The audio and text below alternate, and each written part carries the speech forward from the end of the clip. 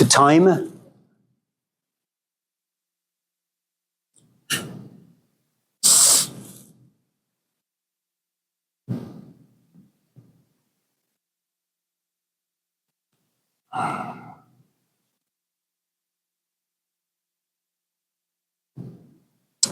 Is there like an easier question? Your brain can't think straight. I'm sorry? I say your brain can't think straight. Yeah. Sure. Kendra, I'll be there in just like 1 minute. Okay, let's move. Let's talk about time.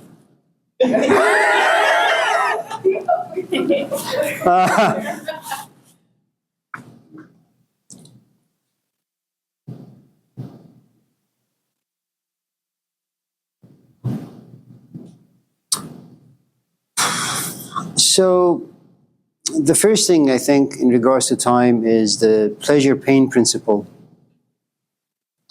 That in pleasure, time moves really, really fast. And it's because you're immersed, you're consumed, you embody whatever it is that you're doing. And remember, reflection is always, it comes about when there is a space all of a sudden between you and whatever it is that you're engaged with, that there is something about what you're doing that's not completely consuming you, captivating you. It's not holding your complete attention. And in that particular space, you begin to reflect and you ask all sorts of questions. Why am I doing this? This is irrelevant. This is stupid. And let's say in this class, for example, sure, maybe the first 5, 6, 7, 10 minutes is really, really fun. You don't really look at the clock. But, you know, it's almost bedtime. And you want this class to be over. And you come to realize I'm a little tired. I'm monotone. And the things I'm talking about are not really very interesting. And all of a sudden you look at the clock and it moves very, very slow for you because you're not having fun. While you were having fun, you want the time to stop so you could kind of go in the Garden of Eden and just have a good time. But the moment reflection enters, and again, remember, reflection is always caused by a disturbance, that something about whatever it is you're doing is not consuming you, intoxicating you. So that's kind of creates a good amount of pain, again, different levels of intensity. And then time moves very, very, very slow. I mean, some of you don't like this class, for example, but you keep looking at the clock because 9 p.m. is like a couple of centuries away. You know, it really, really is a couple of centuries away. I mean, Demetrius is our guest. I'm not quite sure what sort of advertisement that Nina has fed him, but imagine tonight it just happens to be a very off night class for me. You know, he keeps sitting and waiting and after a while pinching her, kicking her, slapping her. Why did you bring me here? Let's go, you know. And she'll keep telling him, just wait, it's almost finished. It's almost over. Are you kidding? It's like 6:30. And maybe the clock is wrong. It's just not moving. Maybe it's broken or something. So you have to always consider the pleasure and pain, you know. There is also the problem with exhaustion. When you're tired, you know, it takes a great amount of energy to be engaged in anything and with anything. شب هلاکم می‌کند اندیشه فکرهای روز فکر مهنت شب‌های تارم می‌کشد. That, you know, I wake up in the morning and all I think about and all I reflect about is what am I going to do at night? Because night comes about, my senses are dimmed a little, I am pushed back into the world of reflection, I begin to evaluate my engagement during the daytime and I find them irrelevant. When night comes, I find myself in complete sorrow and I know that soon I will fall asleep and the morning comes. It's like groundhog, you know, you repeat the same stuff over and over and over again. The other aspect of time has to do really with age. You know, when you're young, as Shakespeare said, the world is your stage. You go out there and you do whatever. You can do whatever. You know, you want to drop the class, drop the class. You want to have fun, have fun. And you don't really question or reflect as to the nature of pleasure and what's beneficial, what's harmful. As you journey through life and as you begin to collect your losses, as you get a little older, a little more uglier, smellier, as once in a while you sit back and you reflect. And it's always going to be a painful thing, because you're never going to think about anything seriously, in depthly, if you're having a good time with yourself in life. If on the other hand, you look yourself in the mirror and you say, I have more wrinkles now, hello, I don't want to be in this relationship, or I'm alone and I want to be in a relationship.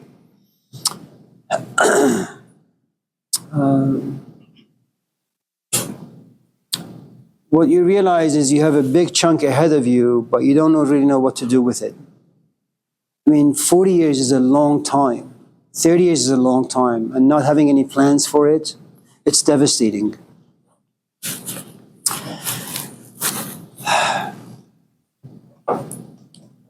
I don't know how Philly feels about all of this stuff, but myself, I was just Dimitri's age a couple years ago, 15, 16, blink of an eye, you're 60, 61. You have no idea how time flew by, and you say, okay, I have a few good years left. What the hell do I want to do with them? And it's really very, very challenging, because death is approaching, old age is approaching, sickness is approaching, but you have this window that time has given you, and it's filled with health. Okay? Now, I want to do a lot of things, for example, very much like Philly does, but your body comes into play now. So some of the dreams need to be trashed because they don't fit your body anymore. You can't do them. You can imagine them, but physically your body is not going to accompany you. Hello.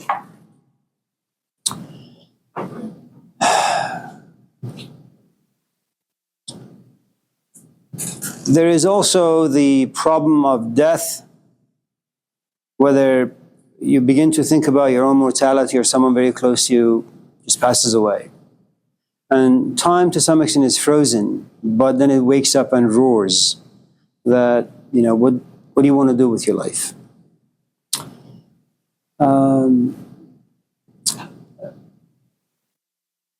Sometimes you have an idea, whether it's by Henry Bergson, whether it's by Jean-Paul Sartre, whether it's by Martin Luther around the 15th century, that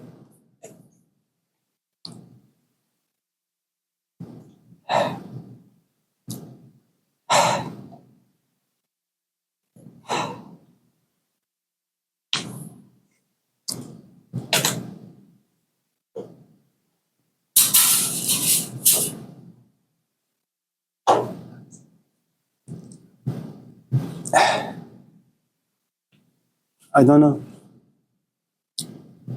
You have to inject things in time. I just don't know what people can inject into it that's meaningful for them. But that also depends on your own level of maturity. I don't want to spend time with a 20-year-old. It's not fun. Even if I was to have sex with a 20-year-old, the truth is, while I'm having sex, probably I'm going to be reflecting about what the hell am I doing here? I'm almost dead. She's starting her life. I'm ending my life. But I want to destroy everything I've done for the past few decades for what? 10 minutes of fun? I'm sorry, I'm from the Middle East. 20 hours of fun?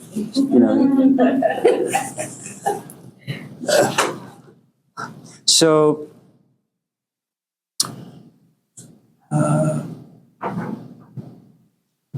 I think the moment you want to inject meaning into your life, it becomes a very, very difficult thing to do. At the age of 18, you can date anyone. It's a non-issue. But after having wasted a good amount of your energy or youth, dating people for the right reasons, with the right quality, right temperament, becomes a very difficult task. There is a scene in the movie The Matrix, the first one. Thomas Anderson has been shown the construct. He's been told that ultimately the human being is like a Duracell battery. It's kind of like the way we exploit and use people.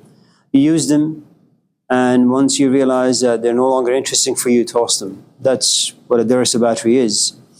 And so the next scene is that they're in his bunker or bedroom, in Nebuchadnezzar, the ship. Thomas Anderson is laying down. Morpheus is sitting up. And Morpheus tells him, time is always against us.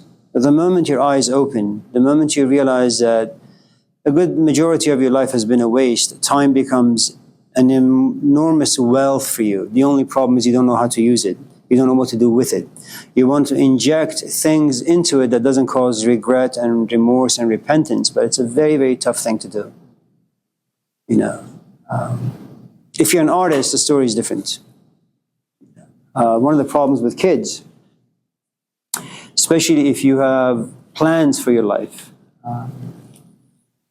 let's say you want to be a writer or you want to be a musician and you're very, very serious, and you've had a committed relationship with your craft, all of a sudden kids come into play. And for men, it's very different than it's for women, mothers and fathers. Women are going to be much more engaged. Men are going to be much more detached. There are going to be moments for the woman, if they happen to be creative, an artist of sorts, committed to a craft for 10, 15 years, and they look at this kid, what can they do? Nothing. They're going to be helpless for the first 40 years of their life.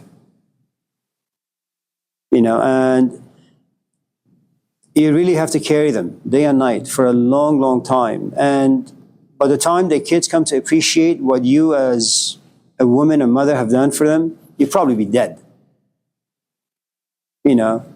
Most likely, especially in today's culture, there'll be a complete disappointment, like Demetrius. So,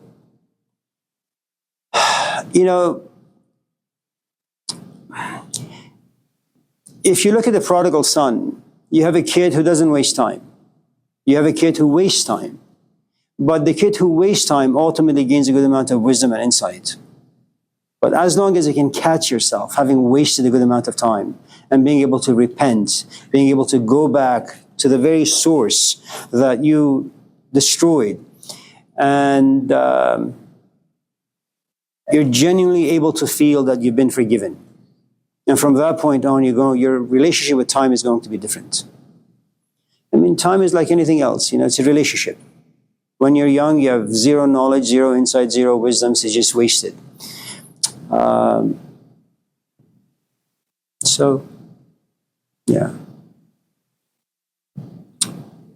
If you want your time to be wasted in the right way, and I say wasted because once your body falls apart, once you get sick, you're going to question everything that you have done. Even if you happen to be Jesus Christ, it makes no difference.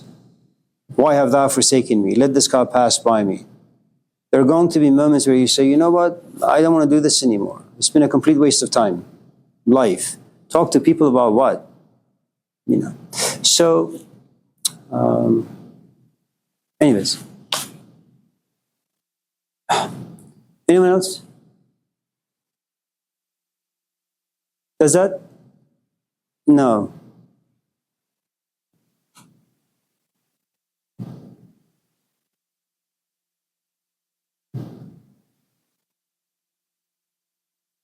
Philly? Joy, your life, you guys are young. You have to look at the eye, you're going to be my age. I love learning, want to hear, do the things and enjoy life. Time flies. Like, you're enjoying yourself, it goes by fast. She is absolutely wrong. Philly, I don't like to disagree with you.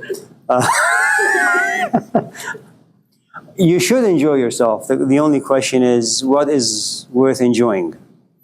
How you want to define enjoyment, pleasure, as long as you can be somewhat clear about that, knock yourself out. If on the other hand, you're a little dicey, you're doubtful, unsure, then you should ask someone like Philly, how you say I should enjoy my time. How? Should I smoke it? Should I drink it? Should I porn it? Should I date it? What should I do? He says, no. Stay in school, but school is not fun.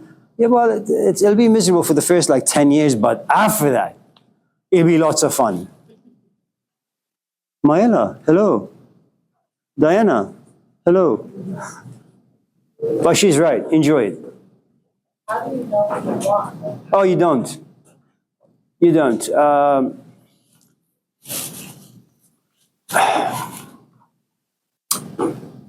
So can I tell you a story?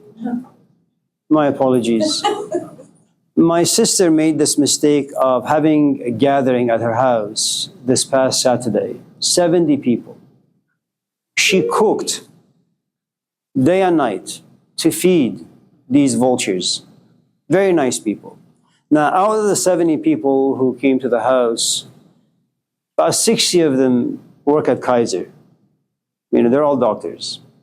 Their kids, they're all in the medical profession, with the exception of a couple. One is doing philosophy, and the other is doing psychology. And one is, I don't know what the hell he's doing. But, so what you have first is, you have parents who model for the kids. Now, if the kids see the parents, I don't know, be interested or passionate about the craft, they're going to follow that particular footstep. Unless they see that the parents don't really much care about the kids, that'll have an adverse reaction. But for the most part, parents are the first map to the kid's life. If you're like me, that you're engaged in a rat race, you know, money is tight, everything, life is difficult, and you're just trying to survive, that's what the kids learn. They just try to survive. They will survive classrooms, they will survive relationships, they will survive jobs. You know, that's what they do. And then at the age of 45 or 50, midlife crisis, quarter life crisis, they'll kind of get depressed, broken apart, and, you know, that. The other is, if you happen to be a Magnus Carlsen, if you happen to be a Roger Federer, if you happen to be a Carlos Alcaraz, you know, Muhammad Ali, that you're just born with a gift, like a Mozart. You know, no one has to tell you what to do. No one has to tell you what path you should take to figure yourself out. It's just one of just injustices of life. You're born with this gift and you just know. About 99.9% of the population, we're stuck in the rat race. We have to figure out what we're good at. That usually takes a long time. Most of us will never get it. The other aspect is we are creatures of envy. You think that you're good, you'll be happy when you become Steve Jobs. You become Steve Jobs, you're not happy. Then you have to start from scratch. So for many of us, really, it's just a struggle. There is another thing you can do, which is, let's just say you like Taylor Swift, the way she sings. And let's say you have a relatively decent voice. For some strange reason, emotionally, you're very attracted to the way she looks, the way she sounds, and the way she sings, and her lyrics. So every day in the bathroom, you just sing. I mean, you know, the bathroom has an ecosystem in it, and you sound really, really good. And through listening to Taylor Swift on a daily basis, after 5, 6, 9, 10 years, all of a sudden you find yourself on America Got Talent. Simon Cowell, you know, hits the golden buzzer, you're famous.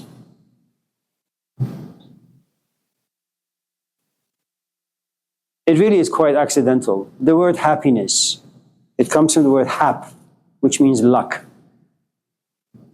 Will you have a good marriage? Luck. Will you figure out who you are? Luck. Will you die painlessly or painfully? Luck. Will your kids turn out to be okay? Luck. All of us try to do the best, but, you know, so.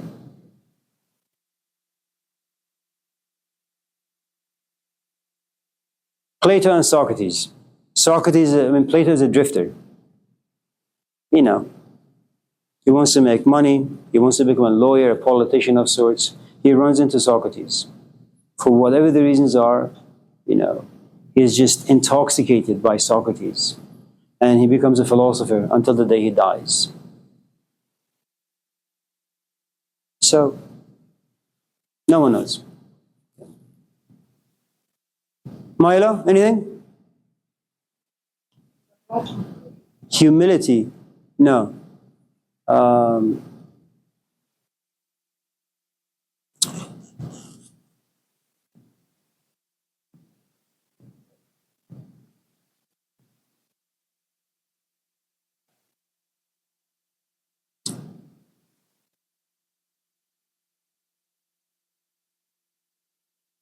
We are born to feel that we are at the very center of the universe. That's who and what we are. We try to dominate every space we occupy. That's why there is a component called envy, called jealousy, possessiveness, coveting what other people have, and then resenting them for them because I want what you have. You know. And so if by humility you mean the poverty of self, the poverty of absence of desires, for example, complete acceptance, I don't know how people get there. You know, the humility that Socrates had, for example, was that, you know, some guy goes somewhere and says, I'm looking for a Jesus Christ in my time, in Athens. Where can I go and find a Jesus Christ? And he says, go look for Socrates. You know, and he finds a Socrates, tells him, you know, the oracle of Delphi said that you're the wisest amongst all mortals. He says, no, I have no wisdom. You know, I mean, you can have an 18-year-old say, I have no wisdom. But when you have a 60-year-old man or a 50-year-old man who's read a lot of books, who's had a lot of debates, who's had a lot of YouTube, you know, clicks, who's been invited to lots of forums and has been worshipped to ultimately come to realize that St. Thomas Aquinas, I mean, a good amount of Christian theology is because of him. You know, at the age of 49, he had an experience. I don't know what kind of experience he had, but it was so grand and it was so awesome that when he became sober, when he was no longer drunk by the experience, he went to various stages and told people that everything he has said about Christianity, about God, has been false. It's no good. You know. There is a book you may be interested. It's called Anna and the Mathematician, or The Dark Knight. It's about the relationship between this 7-year-old and this 50-year-old mathematician. And at first you're dealing with a man, you're dealing also with a professional mathematician, you're also dealing with someone who enjoys his craft and has enjoyed it for about 50 years or 40 years. And this girl looks at him and tells him, why must you order everything in your life? Allow things to fall apart a little. Enjoy chaos, because that's what life is. And they have a back and forth for about 2 years until he gets really, really sick. He can't tend to his garden anymore. He can't iron his clothes anymore. And for the first time, he learns how to accept the chaos that happens in life. And when he's on his deathbed, he looks at Anna, the 7-year-old, and says, I now understand the wisdom of chaos. So, and we get bits of humility from, you know, here and there. You know, there are moments where you realize you don't really know what love is, what relationship is, what you're doing in Pennsylvania or what you're doing in the classroom. I mean, these are tiny moments. But if you're talking about the grandness of life, like Socrates, all I know is that I know nothing. How people get there, I don't know. But the nice thing about humility is that it counters pride. That you don't desire to be assertive every space you occupy. And it has its own unique components of attractiveness. People will gravitate towards you. And sometimes humility does not come in the way that is generally defined. Sometimes it can come in the most arrogant of ways. See, I can be, maybe the way I speak is very arrogant for you, but maybe in the presence of my own craft, I know I don't know very much. So to you, I sound and look and feel arrogant to myself if I am a genuine student of ideas. You know, I am quite humble before these ideas. You know, the things I don't know, I just don't know. And I kind of make a joke and move on. But you shouldn't be humble. For the first, I think, 30, 40, 50 years of your life, you should be profoundly vulturous, aggressive. Become good. I mean, really good. And once you become good at anything, genuinely good, humility will come naturally. You don't need to try. You know, you can be the wisest human being, right? And if you find that you're in a gathering where people don't really want to talk about, say, philosophy, you have no problem keeping your mouth shut. And people may kind of look at you and say, oh, what a buffoon, but nevertheless, you have no desire to speak because you've done it for the most of your life. So before you become humble, be vulturous, be aggressive, be dominating, become really good at whatever craft it is that you choose.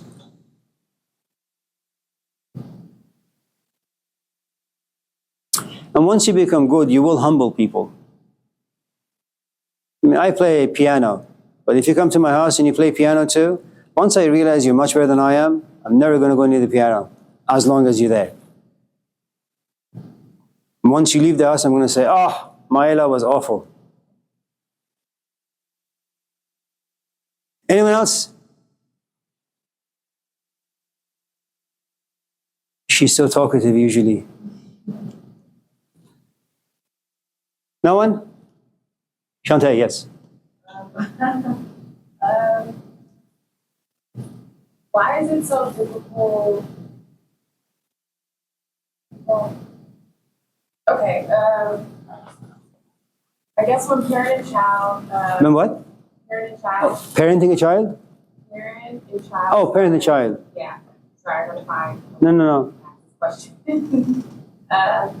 They both go through different phases together.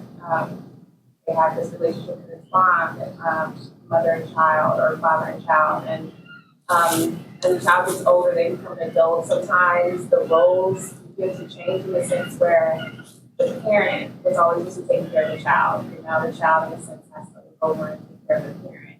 Why is that transition so difficult? Or why sometimes do parents have a difficulty being vulnerable in front of their children or asking for help with their children? First, it's always difficult when you lose your autonomy.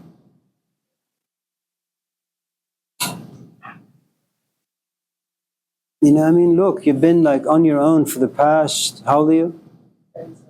30? 32. That's all? Really? It's embarrassing, 32. So, you've been like walking on your own, eating on your own, making your own money, going here and there on your own for all these years. All of a sudden, someone has to bathe you, push you in a wheelchair.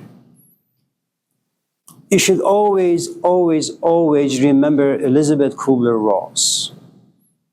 The 5 stages of grief. Not so much when someone dies very close to you that you have to go through the 5 stages. Any loss that you go through, you're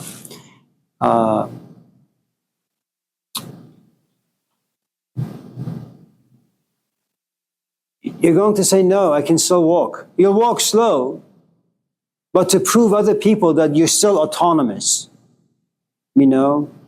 this self, this will, this individuality, you will deny the fact that you're sick. And once in a while, your memory kicks in and says, Shantae, remember you used to sprint. Now you can hardly walk. That's a cause for a good amount of anger. And then maybe you do physical therapy. That's your bargaining stage. And your doctor says, well, okay, eat carrots for 2 months and then you can walk faster. And that's what you do. That's what you eat, just carrots, day and night. And then you realize not only are you not walking faster, you're in fact getting slower and you have diarrhea. So you have more issues now. And then there comes a point you get really, really sad, you get depressed. Because you have to accept the fact that, this is your condition now. You are 70, you are 60. You can't walk as fast. You can't make as much money. You have to now stretch out your arm and ask your kid for a few bucks. That's embarrassing. Even though you've, helped your kid your entire life, the idea that now your child has to help you, are you kidding? And it's going to take you a long time for you to say, you know what? I'm just going to walk very, very slow. That's where I am. That's who I am. And who knows how people accept losses, what their timetable is. Some people really will just stay in the denial mode for about 50, 60 years. Some people will be in the depressing mode for a long time. Who knows? There is really no how-to to human dilemmas. And whoever says that there is a how-to, they're lying to you. They want to sell you and take your money. There is no how-to.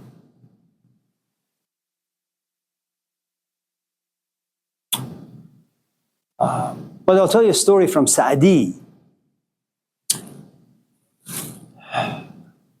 So there is this mother who calls her son, and this is like the 13th century. So she texts her son saying, can you come help me? Can you do this for me? Can you do that for me? Once in a while. And so one day the son gets really, really angry, goes to the mother and says, what is wrong with you? Don't you know I have a wife? I have kids? I got a life. Leave me alone. And the mother said, when you were born, you couldn't walk, you couldn't talk, you couldn't make food. I nursed you. There were days or nights I was so exhausted, and yet you cried and I came running to you. I took care of you. All I want is for you to buy me yogurt. Is that too much to ask? So, no. Is that too much to ask? That's the follow-up of it, not like that. So, anyways, it's just life is complete injustice. That's how it is. It doesn't really matter whether you're a communist or Ooh. Do you now believe that there is a God, Demetrius? Yes, Nina. I guess another version of that question is, why is it really difficult for some parents to recognize the autonomy of their children? Because parents are wise. Imagine you are my daughter. God forbid, but it's the world of imagination. Okay. How old are you? 21. You come to me and you say, Dad? I say, yes, honey. I'm thinking about dropping out of school. What, you want me to applaud you? Say congratulations for the insight? Right. I'm a 60-year-old man who's lived a few years more than you. I know the difficulties of money, rent, food, instability of life, how time flies by quickly. What, am I supposed to be happy because of this great news you've given me? That what, at the age of 21, instead of staying in school, finishing up, you can get your PhD by the time 27, but you want to go out there and do what? Exactly. Experience the world. The world has nothing to offer you. Just wait for 5, 6, 10 years. Will I pack your stuff, throw you out? Absolutely. You have no autonomy. Anyone has autonomy? No. I mean, look, I gave you food that came from my money. I gave you my time. And what, you want to go out there and waste it for what?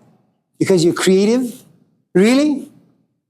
You want autonomy? No, be successful in the way I define what success is, and then go live your life. And the truth is the other thing, children will always remain children. Even if you're 50, my mom, I've told you this many times, my mom calls me 10 times a day. 10 times, I kid you not. Amir, do this. Amir, don't do that. Yes, Mom. I want to shoot myself every time, she calls me because I know what's coming my way. Say, Mom, I'm almost dead. Can you give me a break? No, you're so stupid. It's true. But I don't need to be, told that, shoved into my face every goddamn day 10 times. It's too much.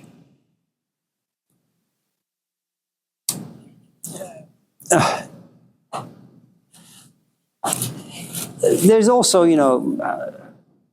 you parent according to your culture. If you're from Yemen, for example, your daughter at the age of 17 gets married. That's the way things are. Can't date, can't go out there and find out your soulmate, fall in love. It doesn't work that way.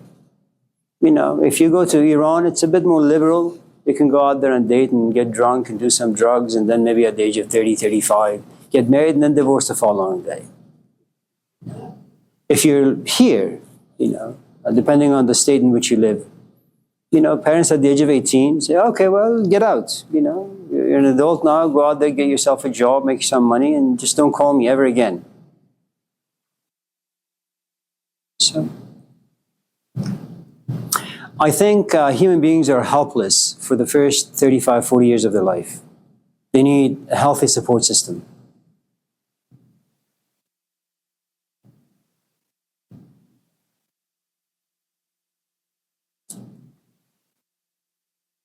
You're always going to be a kid. Always. Anyone else? Kendra? And then we'll do the 10 Commandments. Discuss.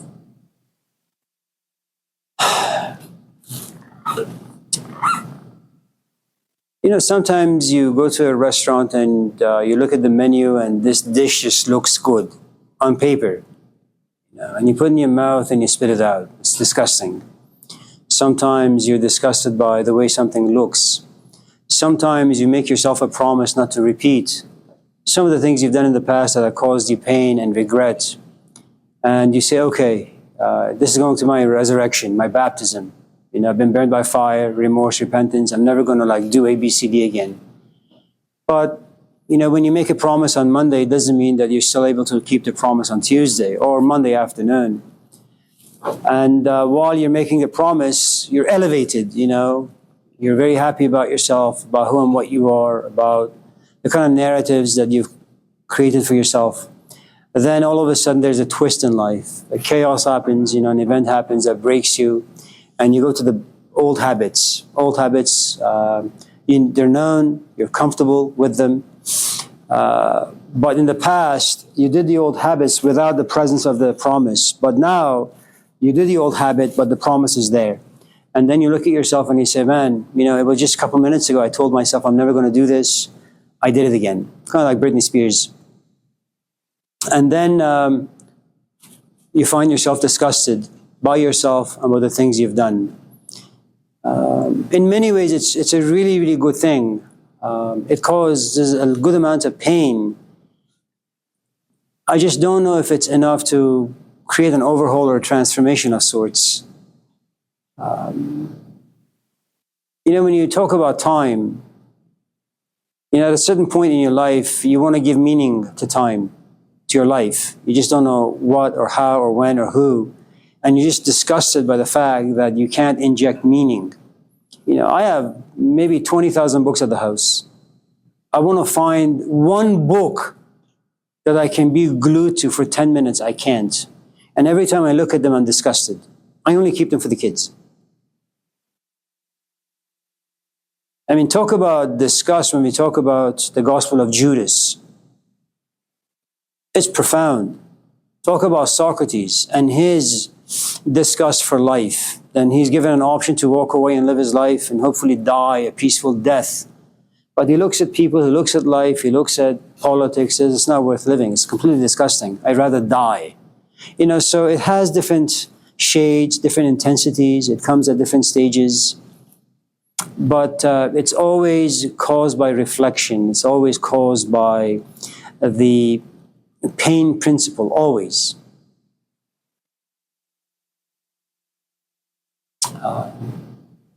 It's like an alarm clock of sorts, you know. The best disgust you could ever have is finding yourself in the presence of what we talked about in the Upanishads. A good teacher will make you feel disgusted about yourself, your identity, and your life. Because the teacher wants to give you wings. Doesn't want for you to just walk on ground. And every time you walk on ground, you feel disgusted. Every time you have conversation that is meaningless, you feel disgusted. And those are good disgust. You know, it's a good way to be baptized. Even if you don't find the teacher, but you read good books. You know, and then whenever you gather with your friends, you talk about the ideas you've read. Whether it's Einstein or Jesus Christ doesn't really make much of a difference. You know, once you consume and passionate about certain ideas, anytime you stray from that particular path and you catch yourself, you feel disgusted. Because it's like betraying your craft.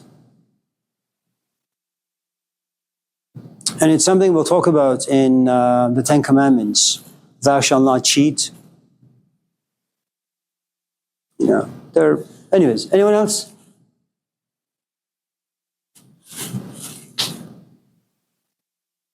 You sure? Demetrius? Yeah. Why is it important that we have experiences that are a little different, reality? Why is it important to keep that to ourselves or not discuss it too much? First of all, when there is something new, because it's unfamiliar, and Aristotle was right in many respects that our mind is designed to categorize things. It's like you have a drawer for your underwear, a drawer for your socks, a drawer for your t-shirts, and that's how we do what we do with experiences. You have different drawers for different experiences that look the same. There's a story about this man standing on his porch, and all of a sudden this bird sits on the railing, and he looks at the bird and says, "Oh my God, you look sick. What's wrong with you? Why do you look like this?" So grabs the bird and takes it inside, grabs a pair of scissors and cuts the wings here, shortens the beak and says, "Oh, now you look like a bird." And the truth is, well, it was an eagle, but the guy had never seen an eagle. He only had seen a parrot. And that's what we usually do to brand new experiences. We modify them so that they could fit our own past experiences. Now, usually what happens, and let's just say you're mature enough to no longer do that, you catch yourself every time you want to define the present according to the past, you kind of relish and bask into this brand new experience regardless of how painful it may be or how it pushes you into the world of reflection that can cause you darkness, depression, loneliness, and all that. Now, usually the way most of us function, when you have a brand new experience, especially if it happens to be pleasant for you, you pick up the phone and you share it with your friends. The problem with sharing this new experience with your friends is that you now have access to something that they don't, and you try to put that experience into language. The problem with words is that I say something to her, she knows the words, but that word goes into her history. She is a dictionary, and every word has a specific definition in her world. What happens is now she's trying to tell me what I've experienced, or she says, "I don't really understand," or "You sound crazy." And after doing this for a while, you realize that, well, these experiences are making you more lonely, maybe more sad, maybe more depressed, insightful in some ways, sure. But you're also being misunderstood by your friends. And instead of you enjoying the presence of your friends, you're beginning to not like being around them. So you keep the new experiences to yourself. So this wolf that's growing wings and wants to fly, once in a while wants to share the experience with their friends, but their friends are walking. They don't know what flying is. They don't know what it means to look down from above and see how small and pathetic things are. Okay? So when you tell them that their life is stupid or superficial or cheap, well, they are here, you're up here. And if you want to keep the friendship, you're absolutely right. You keep your mouth shut. The more of those you experience, the less friends you will have. And the less you will be able to engage with them. Remember, wisdom is always alone. Always. Whether it's the wisdom that you don't want to be in this relationship, or this is the wrong major for you, even though it's the last year, it doesn't really matter. Because with a good amount of wisdom comes a good amount of pain. And pain always creates loneliness, always.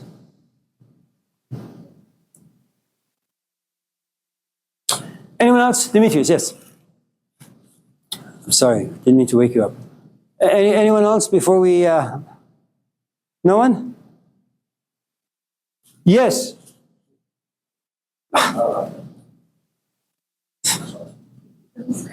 Can you just keep your hands to the side? Yeah.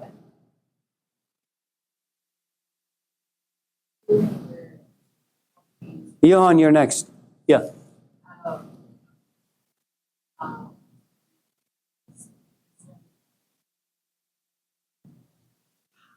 I feel like it's difficult hurting.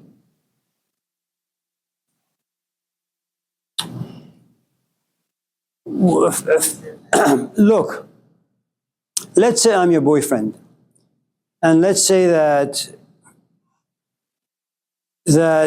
you just like music and you like to play the guitar or the piano like 5-6 hours a day, and that's been your craft for the past like 20 years. Okay.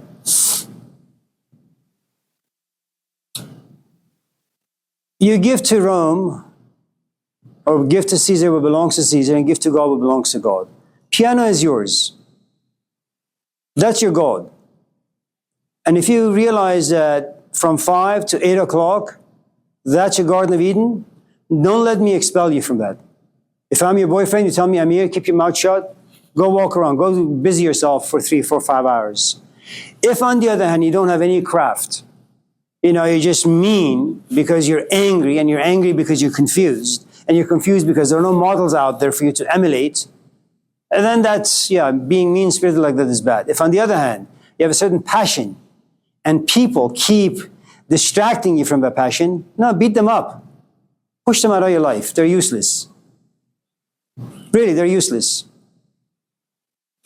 What Philly and I will tell you is that as you get older, you push a lot of people out of your life because they are useless. Tell her. Yeah, you just have cats, which are more useless. I mean, in some ways. So, yeah. If you have no craft, be nice to people because you need them.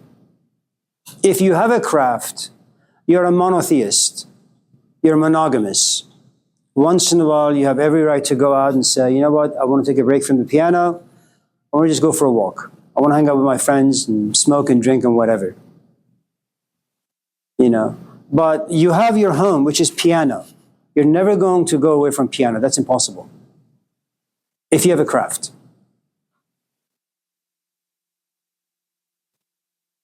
Yeah, but as long as you're stranded, confused like the rest of us are, then be nice to people because you may need them. Does that mean that you have to use people? Absolutely, yeah. Why not? Use them in a nice way. Yeah, Johan.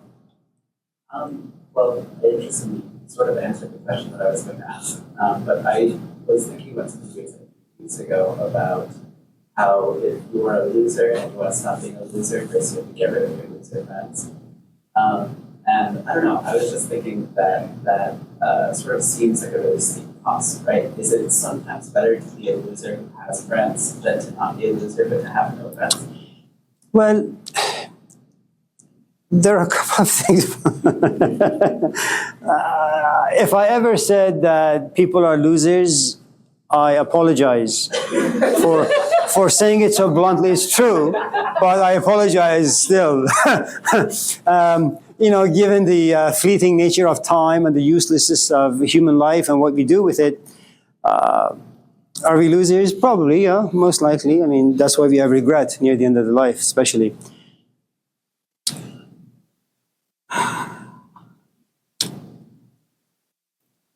First of all, no one thinks themselves to be a loser initially. But after a few battles, after a few wrestling match, whether it's with mathematics, whether it's with accounting, I've had a lot of students who failed stats because it's one of the courses they have to take to graduate, right? And so they take it the first time, they drop. They take it a second time, they drop late, so there's a W. They take it a third time, they get a big F. And then I tell them, look, plagiarize, have someone else do it for you. You don't need to do it. At that point, they realize they've tried, they've looked at the stuff, there's just no relationship. It's just abusive. They just can't do it. And so that's when they resort to AI, chat GPT, plagiarism, whatever you want to call it. So it takes a while for you to really, for yourself, to come to realize that you're engaged in something that will defeat you. There is also this other aspect where you, as my son, every time I look at you, say, Johan, you're a loser. From the moment you're born, right? You come out of my wife, your mother, and you cry. And I say, why can't you be more stoic? Keep your mouth shut. Your mom has been pushing in and pushing out, laboring for the past 25 hours. Shut your mouth. Don't be such a loser. Don't whine. You're only a minute old, right? And I keep pouncing this into your head. Now, the world is not a nice place.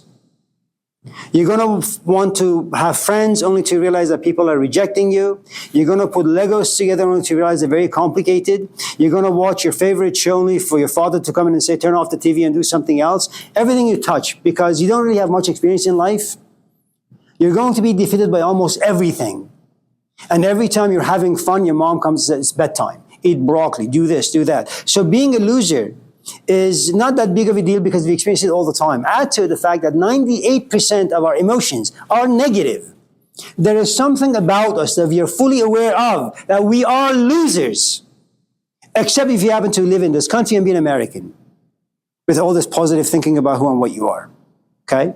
Now, most of the cultures, they have a very dark, pessimistic philosophy of life because that's what life is. Life is Mike Tyson. It'll beat you up every goddamn moment. Okay? Now, let's say you want to, in fact, pass your stats class with an A or a B or a C. Okay? Well, stats and you have a bad relationship. You have lots of friends who are also defeated by stats. And every time you pick up the book, they say, oh, Johan, listen, you know you're going to fail this class again. The only way you can combat the advertisement is you need to go into a cave, your bedroom, lock the door, turn off your laptop, your computer, your cell phones, make sure no one calls you, texts you, tempts you. You just do your stats, study day and night. Those friends, for that particular purpose you have, which is you want to pass your stats class, they are losers for you. Once you've passed stats, let's say you want to go and celebrate, you want to drink. Well, you can go and have a good time and drink with someone who loves stats. So you call your once ago loser friends. They're now winners. You know, you guys want to drink now? Now they're your friends. So in many ways, it really depends on what exactly it is you're doing. If you happen to be someone like Jesus Christ, Malcolm X, Socrates, they have one grand goal in life. Anyone who doesn't fit that goal, they're a complete loser. And their task is to baptize them through pain, reflection, understanding. And usually that doesn't work because no one can make the grass grow by pulling it.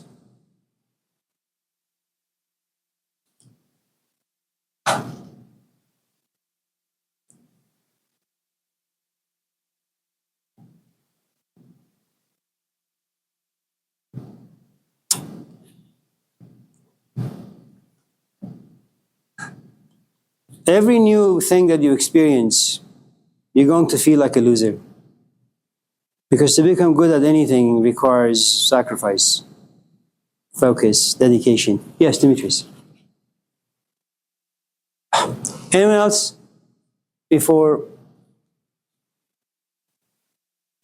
Well, your hand was down. See, now it's up. How do you make wisdom relevant to the society? How do what? How do you make wisdom relevant to the society? You can make wisdom applicable to society.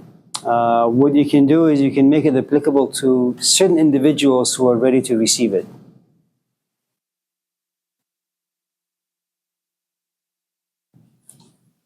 Let's say you have some insights and wisdom about what it means to be an African American young man in America. Well, you go to a party, you sit back and you listen to what they're talking about, how they are, what they're drinking, what they're smoking, how open they are to ideas.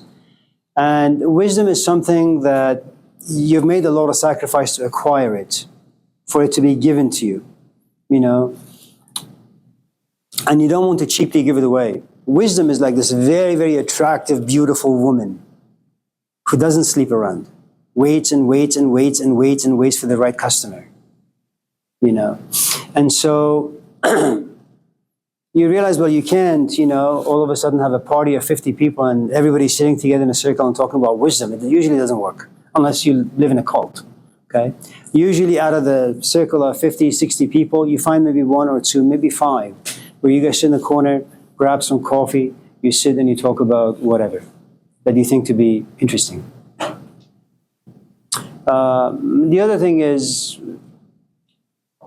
like most things in life, things that are profoundly valuable are not sought by people. Because people are far too busy with just keeping the normalcy of life alive. It's tough. I mean, you're a young man, in America, and you're African American. A lot of cards are stacked against you. I don't want you to all of a sudden become Jesus Christ. You need to go out there, graduate, make some money, get a good job, buy yourself a house, find yourself a nice companion, grow some nice kids. And if, by chance, you're at a certain stage in life where you say, you know what good is there for man to gain the whole world but lose his own soul? You're at a certain place in your life where you yearn, long for something different. Not a wife, not kids, not Nintendo, not drinking, not smoking, not school, not money. And you say, you know what, I want to sit somewhere and do something different. Right now, you didn't need to look for wisdom. But you should look for the wisdom of perhaps, what you should major in, what makes the most amount of money, brings most amount of stability and comfort in your life, your mom, your dad, your siblings. Be practical, pragmatic, grounded. Don't be a hippie. It doesn't serve you well. Yeah. We're talking with what you were talking about with friends. Do you think that people are just the actions that they? Because this is something I see the favor about a lot. I have things, but do you think people are just the actions that they put out into the world, or do you think they're a mix of the inner emotions and the outer actions? In the Zoroastrian tradition, it's a tradition that existed in Iran, Persia, before the invasion of the Arabs and the emergence of this brand new religion called Islam and its philosophy that eventually pushed the Zoroastrians out, and they eventually moved to India and places near there. They have this beautiful, I think if I was to condense it in a Cliff Note form, it would be the following.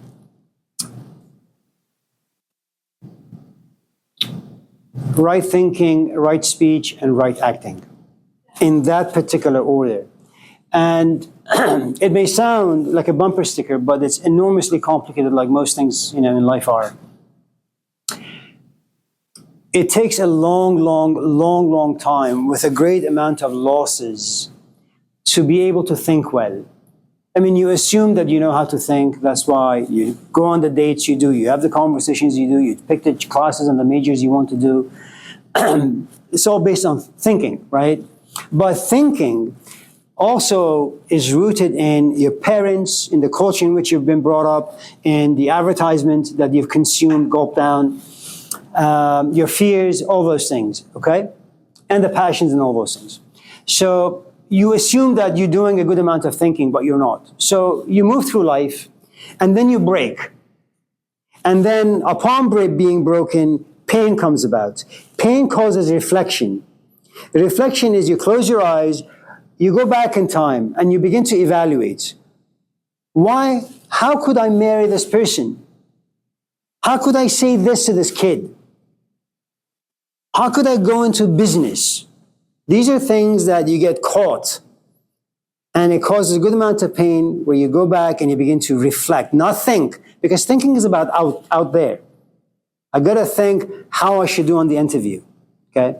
Reflection is you take something inside, and you sit on it. And it has a great amount of feelings and emotions. And then you realize how confused you are. And then you begin to read books, and you begin to have conversations. And you do so because you want help from other people. You want other people to give you some insights, to refine the way you think about things. But that depends on how broken you are. Sometimes, someone very close to you dies, and you're figuring out what to do with time, what to do with your life. Now that's an intense way of being broken. And you reflect. But there are no answers in that. Eventually, thank God, time comes in and you forget, and you go back to being just an idiot.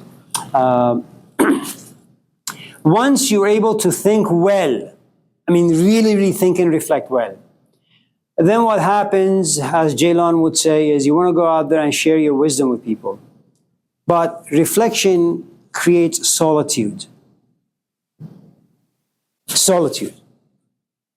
Because there comes a point where you say you have so much feelings about you on the inside, and you're reflecting, and there's a good amount of regret that comes with reflection, that you say, I don't have any friends, I don't have any parents, Books don't help. Nothing helps. You sit and you're depressed. And in depression and sadness, you're alone. And if you want to reflect well, you have to sit in this darkness for a long, long, long time. 5 years, 10 years, 2 years. But you become intimate with being alone. You find yourself to be your best companion. Okay? Then you say, okay, now I want to go out there like a pregnant woman that delivers a child eventually. You're pregnant with a good amount of emotions that have a good amount of insight and wisdom to it. Say, now I want to give it out. But for the first time, you're doing something you've never done before. You want to put wisdom into language, into words. You're not trained. You know, you try to kind of plagiarize by quoting the New Testament, Socrates, this and that, but it feels fake. It feels counterfeit. So you try to put your own twist on it. And so you do it, you fail, you do it, you fail, you do it, you fail. And it's something that you have to, it gets refined in time. And then you realize after a good amount of, thinking, feeling, reflecting, a couple decades later, you want to put into words, but you keep fumbling. Then after a while, you say, you know what, I'm just tired of talking about this nonsense all the time. I want to put my thoughts and words into action. Enormously difficult, if not altogether impossible. Karl Marx, a beautiful man. Action-wise, can't do it. Jesus Christ, beautiful man. Action means the following. Action is like Moses. Action like Muhammad. You ain't got time. You don't have patience. Your people are being butchered. Do you forgive, look the other way? Or do you just get rid of the people who are imposing their wills on you? Well, action means you realize that time is short.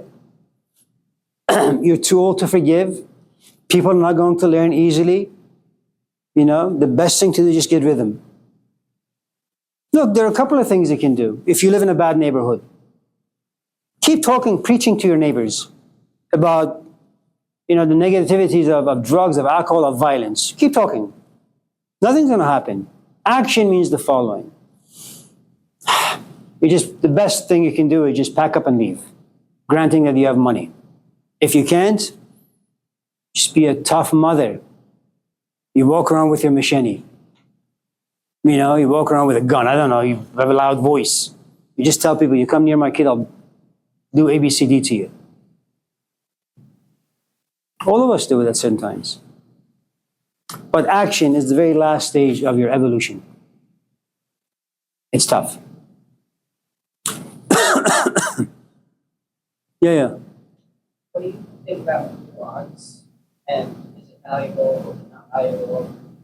You mean like a gray area? Not black, not white, but nuance, the gray area.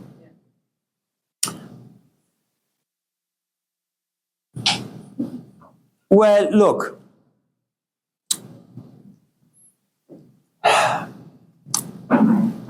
The way you are able to write today is because long time ago someone was very black and white with you. A, B, C, D. Write them down. Then they were also very black and white with you. Put these letters together and you get a word. Very black and white.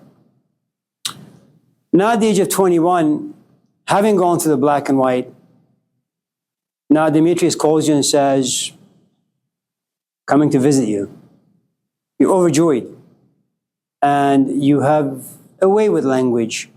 So you sit, you open your notebook, and you write poetry. That's the gray area. But this gray area has to do with the fact that someone long time ago, some 19 years ago, took the trouble of teaching you the alphabets, making sure you don't stray, don't become too creative when it's not at the right time. There is nothing wrong with autonomy as long as it's the right time. So there has to be you have to learn The basics. the basics first. Yeah. To improvise means you have to be really good at something. And then you close the note sheets, you turn off the lights, you sit by the piano, and you just allow your soul to come forward and play the keys. But until then, black and white. Remember, we are slothful animals, one of the 7 deadly sins. Sloth with pride, assumes that you are really good at whatever it is that you're doing when in fact you're not. And so you just engage in the gray area. and you'll never be good at anything. Black, white.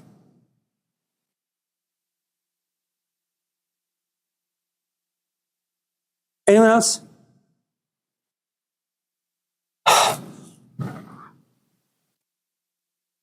Kendra? It's like hopelessness. It's just ridiculous. Be really hopeful. So some people are born temperamentally towards the dark side. So they happen to be somewhat gloomy from the very beginning. You know,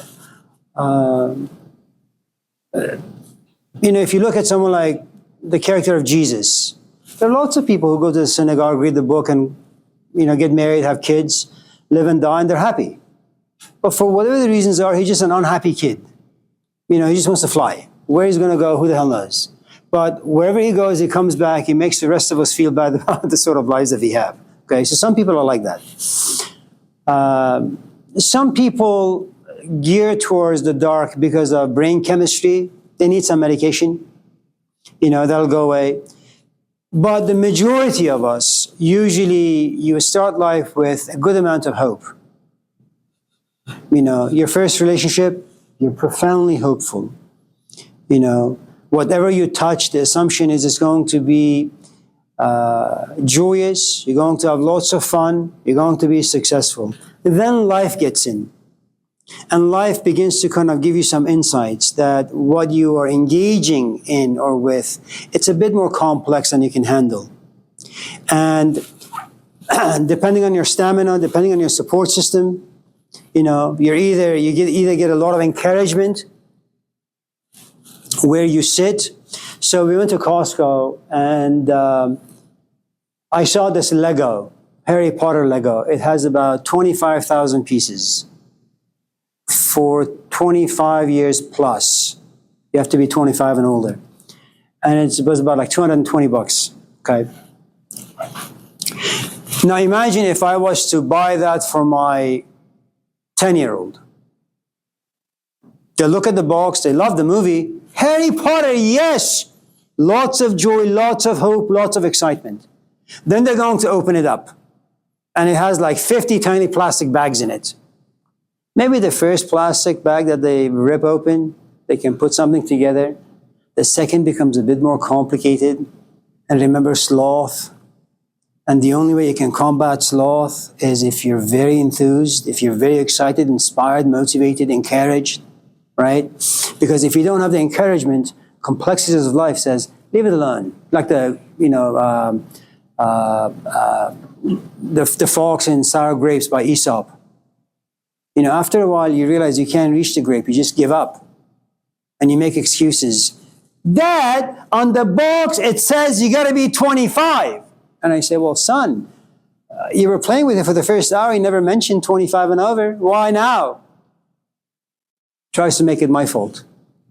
Because he doesn't want to face the fact that he's just a lousy kid. He's young. He lacks experience. He lacks stamina. And this is far too complicated. Okay. So as you move through life, you realize, especially when you get to Philly's age and mine, right? You realize it's just best to hang out with cats. Why would you want to do that? Well, you've realized something about yourself and your interaction with people. You've also realized a few things about people. People suck. They're losers, as Johan would say. There's nothing hopeless about that.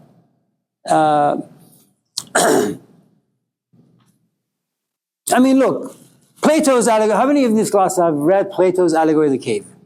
No one. Now, so what you have in the Allegory of the Cave is you have all these people who enjoy the shadows. They love the shadows. Whatever you want to call them. They love going to parties and having a good time. Everyone loves them. They got friends, 50, 60 people. One loser in the circle says, well, maybe there are more things in life than those lousy things on the wall, cars and Snoop Dogs and Taylor Swifts. Maybe there are other things. So begins to ask his friends, am I going nuts? They say, yeah, what's wrong with you?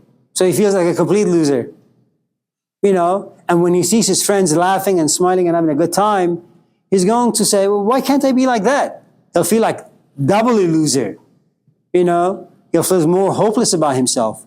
Then all of a sudden, like some spirit from somewhere enters into him and says, no. Like Luke Skywalker on his ship, trust the Force, Luke. You have this encouragement from somewhere. And he says, you know what, screw my friends. I got no friends. They're stupid. They're losers. Let me just turn my back to them and turn my back to the shadows. Go out there. But when you go out there, what are you going to see? It's dark. For the first time, you're going to realize that, well, the shadows are because of the fire over there. That the reason why you want Pepsi Cola is because of the advertisement. The reason why you like this particular song is because Taylor Swift. It's because of the TV, cell phones, this and that. All the fears and all the pleasures created inside you by society. And so you walk alone. Well, why the hell do you walk alone? Because you become hopeless. That the world in which you have lived has nothing to offer you. Zero nourishment. Okay? And let's just say you're brave enough, courageous enough, blessed enough, where you see the light coming from the mouth of the cave, you go out, you see the sun, you say, yes!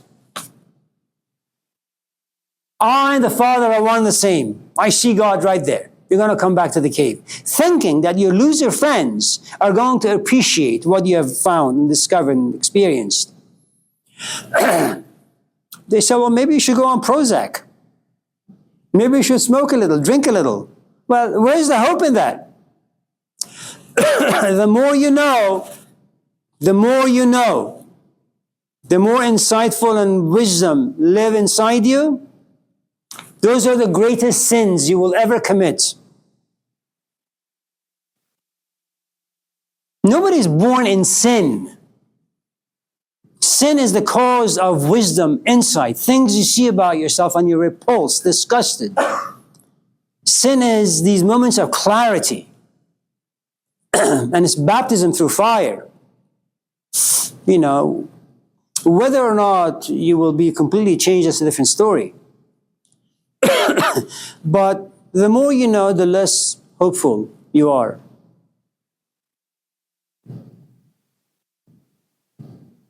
I don't know if I have cancer. I can still go out there and have a good time with life.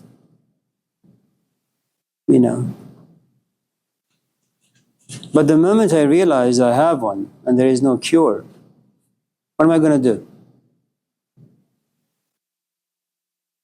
I just hope that I'll come to the stage of acceptance quickly so I can enjoy my family maybe.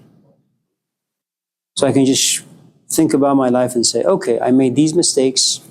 I did some things okay. Now I can die in peace. Yeah. But no one is born in sin.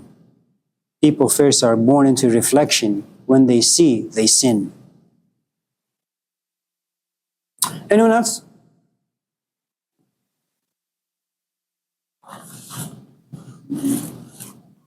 Why do you think people go through negative life crisis? Well, I don't really know if they do.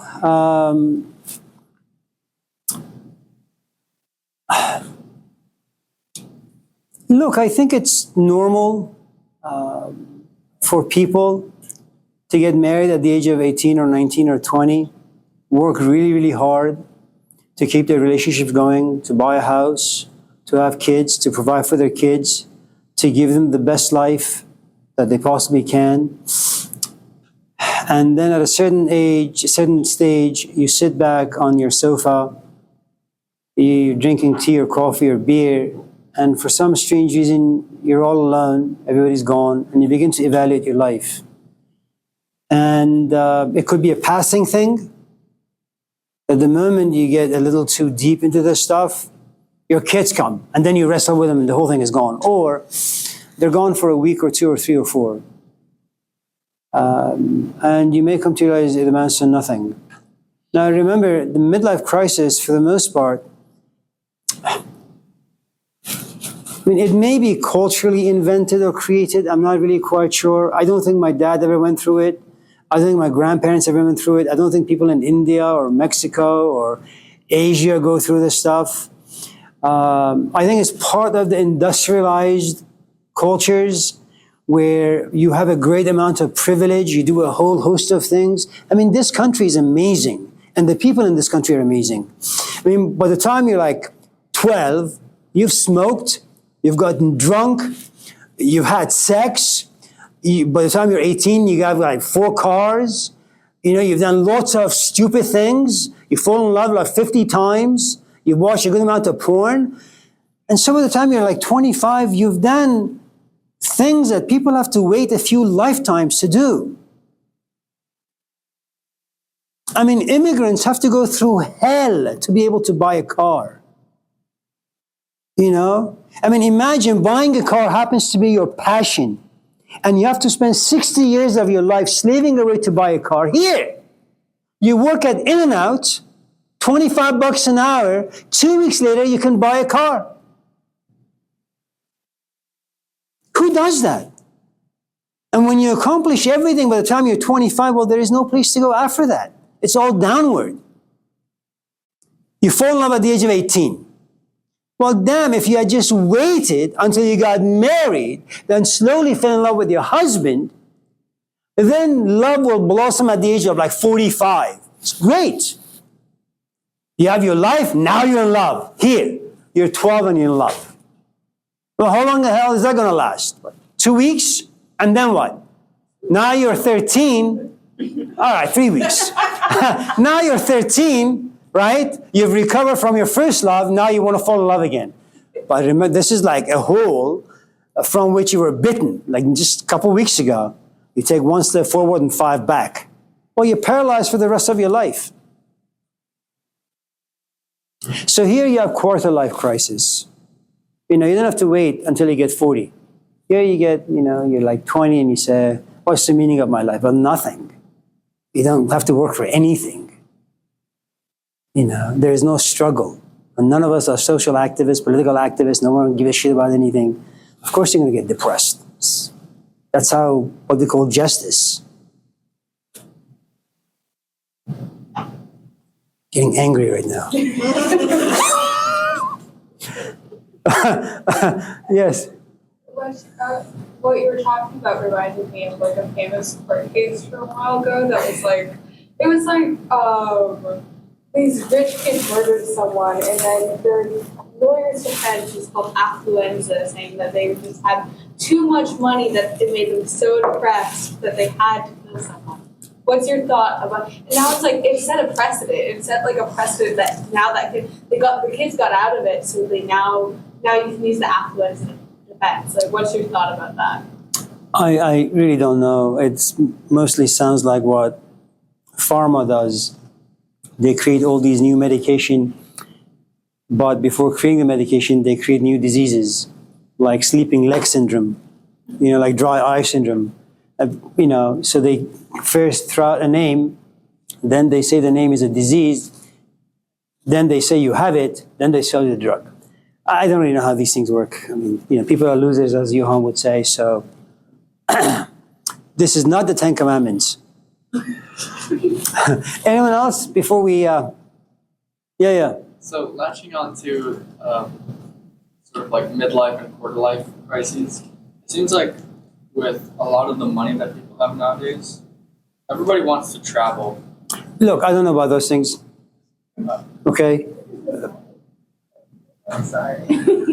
Well, some certain people. Why are people trying to like escape their lives so much in terms of like physically, not just like in thought? Do you know why I teach night classes? I've done so for the past 25 years here at Laney. I don't want to be home. Yeah. What am I going to do? Walk around the block? Hell yeah. Yeah? No, I come here. I bully my students and go home. I feel good. It's called escapism. Look, Eric Fromm, a great American psychologist, he has a book called Escape from Freedom, The Art of Loving. Lots of good books that he's written, but Escape from Freedom is really, really interesting.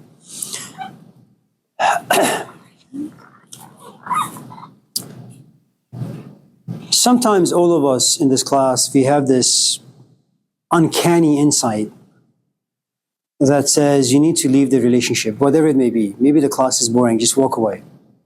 I mean, that's a tremendous insight that will also give you a great amount of freedom. Okay? But what are you going to do with that freedom? Because now that you have this chunk of space, you have to inject something in it, and hopefully it's going to be meaningful. But for it to be meaningful, you better be a mature and reflective human being. Okay? So, because he argued that freedom demands so much from the human being, because for the first time you feel responsible for your youth, for your time, for your energy, for your intellect, that it is you who has to give gift. You have to gift a time with something. And it's too much. Why not come to class? Let me distract you for 3 hours. I will create emotions inside you. Emotions of disgust for Amir Sabzavari. I'm angry at what he said. I'm interested. These are things that occupy you for 3 hours, Monday through Wednesday. So one of the things that Eric Fromm had argued is that none of us in this class really desire to be free. It's too much. The only person I think who wrote about freedom without really mentioning it is Plato in the Allegory of the Cave. You know, people enjoy being distracted by the shadows. I certainly do. I enjoy them, you know. And when you realize that the shadows are no longer meaningful for you, you know, it means that now, I mean, that's why people get depressed. You have a 9-to-5 job, and then you come home, and then you do more work. And then you hit your midlife crisis, let's just say. And you say, okay, well, I don't really want to go back to work. It's useless. You know, it's again, you know, I give my soul. I mean, I've sold my soul for money. I want my soul back. But now you're addicted to 40 years of flesh. You give all that up, and now you have your entire life in front of you, and it's free, it's open, it's empty. You can do whatever you want with it. The only problem now is you don't want to waste it. And that's a huge responsibility. You know, it's something that us parents have to go through all the goddamn time. I mean, you want to sit and watch Rambo? I know you do. I do too. But your 5-year-old is right there. What do? Well, you have a couple of options. You either sit and watch Bluey, okay, or you watch Rambo. But Bluey is Bluey is beautiful. Let's something like more stupid. What is it? Who? Here. Look. Okay, let's bring it back now. The point I'm trying, you know what I'm trying. Anyways, let's move on. Anyway, Philly. Allahu Akbar. You guys are going to spend 40 years working for somebody, making them money. Then you retire. Then you have this midlife crisis. Not that I did. But yeah, you want to travel. You want to do things because you know what? You couldn't do it while you were working. You're working for somebody, then you have 2 weeks vacation. Maybe you get 3. What are you going to do in 3 weeks? Okay, and then a lot of men at a certain, yes, not you, but a lot of men, then they start to make money, a lot of money, and they're divorced. So now they want to feel young. So they buy that convertible Porsche. As I see them driving up and down, keep on Apple all the time. Or the convertible BMW. That's what they do. That's their midlife crisis. It's going to attract women, young women, because now they're free, right? They have a certain amount of freedom. So, you guys, midlife crisis is not a bad thing, but you're going to spend all your life doing something for somebody else unless you have your own business. And then, just like he said, then you get your freedom. So, I'm free. I can do what I want during the week.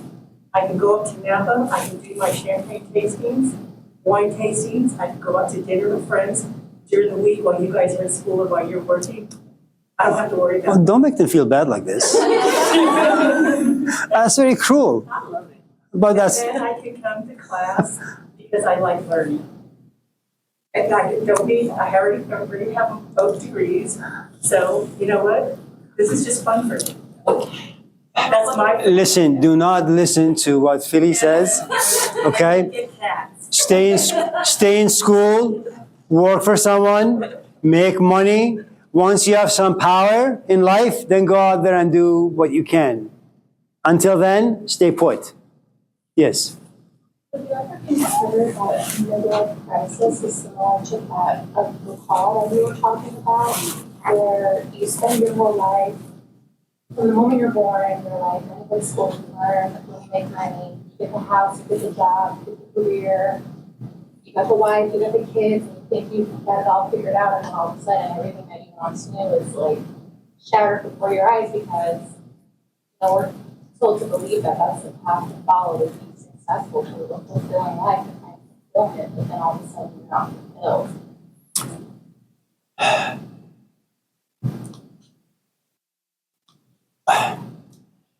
They're very, very similar.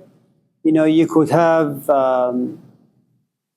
if we were to go back to just cutting the human being in these like layers, you could say you could have a physical call, that kind of like Elizabeth Taylor. She gets out of her bathtub and she comes to realize that she doesn't like the way her body looks for the first time in many, many years.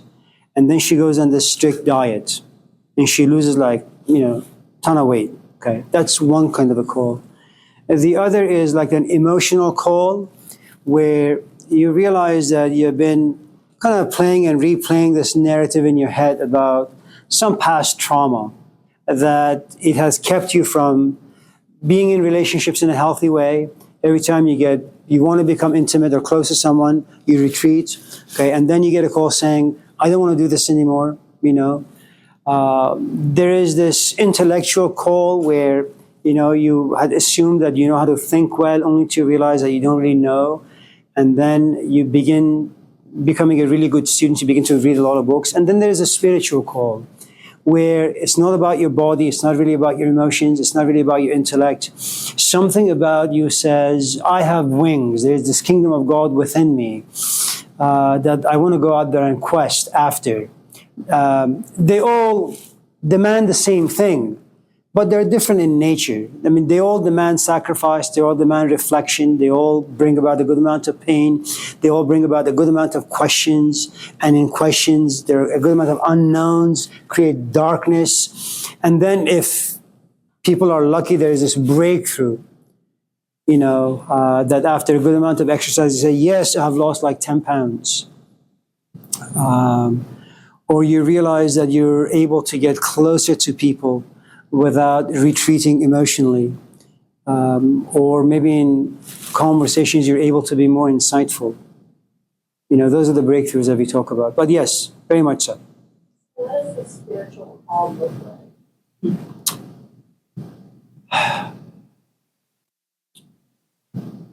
Now, let me premise that by saying that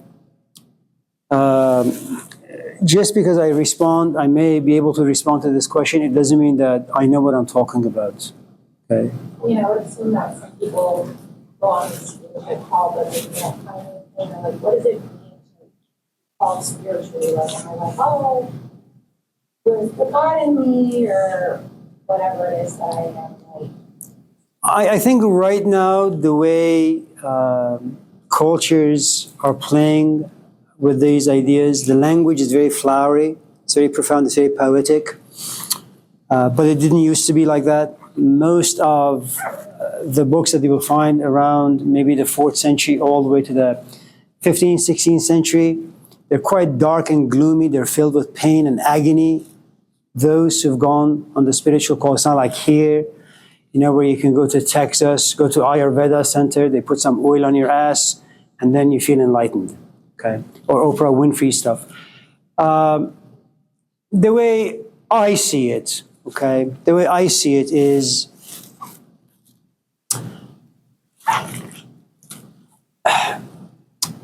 before talking about the spiritual journey, let me kind of make it a bit more grounded and simplify it, just for me, not so much for you.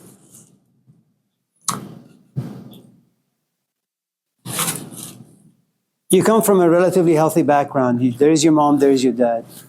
Once in a while, you witness disagreements and maybe screaming once in a while, but for the most part, very healthy relationship.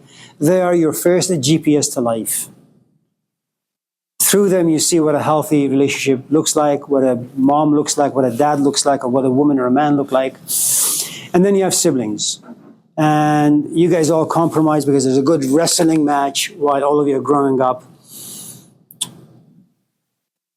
And then remember what we talked about. Your parents are your first models. Your home, as Confucius would say, that's your garden. That garden either will grow thorns or flowers, or a mixture of both. And your parents will kind of balance things out for you. And so you get married at the age of 18, because that's the only world you know. Okay? And you go to school, you have children, you have a great marriage, everything is fine.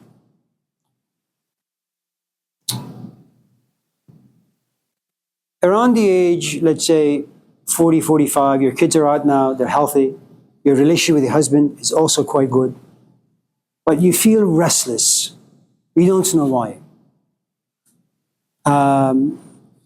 And this restlessness creates a good amount of disgust about you because you have no reason to complain. You have a saint of a husband, you have great kids, your life is really, really good. You should be thankful. But in as much as you try to fake it, you can't. Something about you doesn't feel the gratitude. You feel as if you've shortchanged yourself. Why, how, who? I don't really know how these things work. But you just feel discontent, unhappy. Okay? And you try to wrestle with this stuff because your sister is married, your brother is married, there has been no divorce in your family. Okay? For the first time, there is this urge that's roaring inside you. Leave.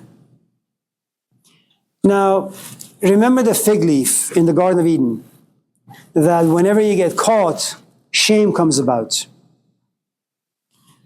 But for you, this urge also comes with a good amount of courage. You're very blunt. At one point, you look at your husband and you say, unashamedly, I love you, I just don't want to be here anymore. You're not seeing anyone. There are no affairs. You just don't want to be in this relationship. Maybe you just want to buy a tent from REI and go to Yosemite and tent out or camp out. No one knows what the hell is going on with you. But this is no longer meaningful and valuable for you. Now, before you actually get the tent and move away, you got to talk to your parents, and that's going to be hell. You're going to look at your kids, and that's going to be hell. You're going to look at your husband, that's going to be hell. You're going to look at yourself, and you're going to ask all these questions. Why? Why am I doing this? What's happened to you? You will seek therapy. You will do drugs. You will do all sorts of crazy things to balance things out inside you, but no balance is going to come about. Okay? Now, you're going to leave behind 30, 40 years of marriage. Your parents are going to be devastated. And let's just say you're Catholic and you have a belief in God, faith in God. You're going to imagine that God is looking down and He is pissed at you. And you want to make it right with everyone and anyone, but you can't. The urge is just far too strong and far too powerful. Nietzsche had the story about the death of God. And maybe we could just use that for you, which is, it's not the death of God for you. It's the death of your life. Add to it, you have to look at yourself in the mirror. Now, you may think that buying a tent and just moving away will give you the freedom that you now want. The truth is, now you have memories. Now you see people holding hands, walking in Yosemite. You think about your husband. You think about your wife. Hello, hello. Excuse me. Does anyone park in the street parking lot right now? It's a gray van. I have a gray van. Is that yours? Yeah. If by any chance, are you able to move it over to the parking lot over here? Can I just give the keys to you? Can I give you the keys? That's wild. I'm not gonna lie to you. I can't even drive. What? Look, man, I live close to here. I got a good setup. I don't need to drive. That's good. Okay, it's the van, right? Jordan, you know how to drive? I have my permit. Jesus Christ. How do you guys survive life? She'll walk with you. If you want to go to places, you can. I Just can do the royal escort. There's we like out front. he'll tell you where to go. Right here in like the front. And you let you borrow one of your suitors. Well, the car would have been better, but so what are we talking about? Oh yeah. So now that you're all alone at Yosemite, you see people holding hands, you see them walking with their kids, you're gonna feel like crap.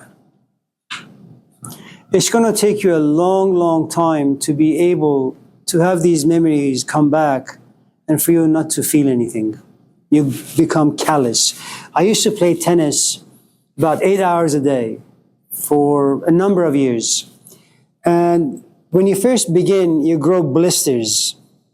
And imagine blisters to be like emotional chaos you go through when you're planning to do something traumatic because you don't know what to do. And every time something touches the palm of your hand, you scream. And then you kind of just grab a needle and you just pop them so you can go back on the court and play. But you put a Band-Aid on it. But the Band-Aid comes off and the skin falls off and all those things, okay? If you keep doing that, the last time I played tennis was 20 years ago. There are certain spots that feel like rock. Sometimes when I'm in the backyard just playing with things, I put like nails in it just to see, and I don't feel anything. And it's going to take you a long time for you to understand what you have done to yourself, what you have done to other people, where you are, and you're perfectly fine with everything that has happened. That's your ultimate freedom. But for that to happen, 20 years. How long does the call A call is a disturbance. A call is always a disturbance because this is where your life is going. It's going this direction. A call looks at it and says, go this way. Or maybe not this way. A call basically says, where are you going? Stop. Why? Okay. You may stop, but you still have your past intact with you. They mean something. Then all of a sudden, you say, with the call comes a search, because you want to figure out why you're getting this call in the first place. You know, I don't know if you've ever had like friends that you haven't spoken to for like decades, depending on your age. You know, like 50 years, all of a sudden you hear from them. You know, when I had my open heart surgery a couple months ago, I had good friends while I was going to school, you know, for a decade or so. We were all immigrants all from Iran. We were all roommates. And then we lost touch, thank God. And then my brother told them that I had my, heart opened. And then they called me. I didn't reply. I didn't care for their call. I didn't care for what they had to say. But when you get a call, there is a good amount of care inside you. Let me just do it this way. Forgive me for confusing myself and you, possibly. Leo Tolstoy was a Russian novelist, very rich, very prosperous, very talented. At some point, at the age of like 15 or 16, he said, what's the difference between me and my servants? The difference is only money. But we both bleed, and when we are tickled, we both laugh, and when we're cut, we both bleed. What's the difference? Now, that's a call, but it's a dangerous call, which means that he has to go against the wishes of his parents, he has to give his money away, his power away. He pushes the call away with all the questions that it comes up with. And he forgets, he goes back to his life. At the age of 20, the call comes back again. What are you doing? There is no difference between you and the serfs. Don't be so arrogant. Don't be so pompous. Don't be an ass. It's too much to give up the power that he had. He pushes the questions away again.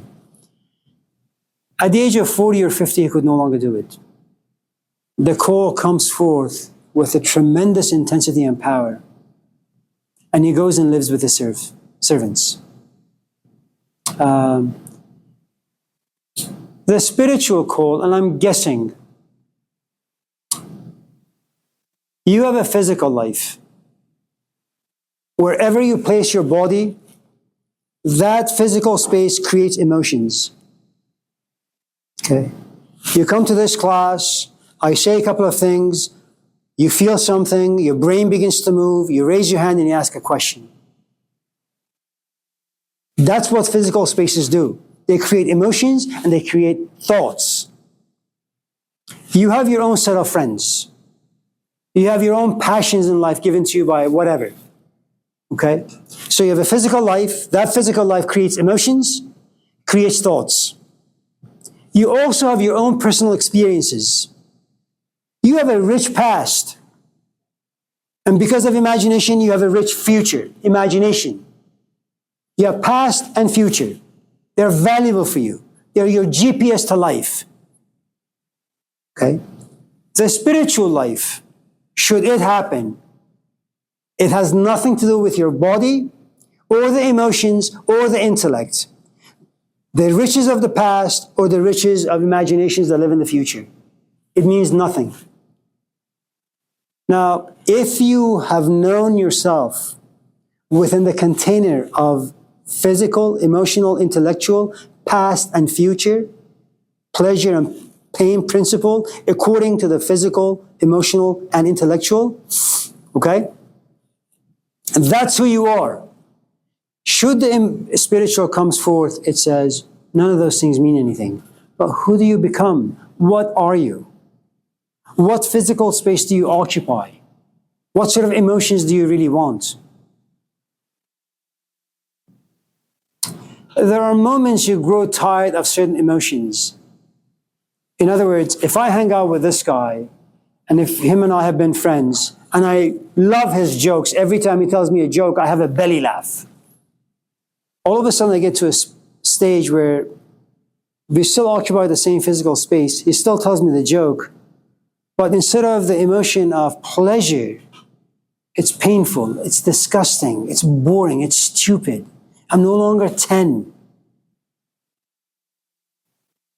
And all of a sudden I realize that it is true we've been friends for 10 years, but I no longer care for that history. And I no longer care for that story. I walk away. Imagine now, you're talking about Plato's allegory of the cave. You no longer care about anything in the cave. Nothing in the physical world. You're simply looking for the sun, whatever that may mean for you. That's devastating.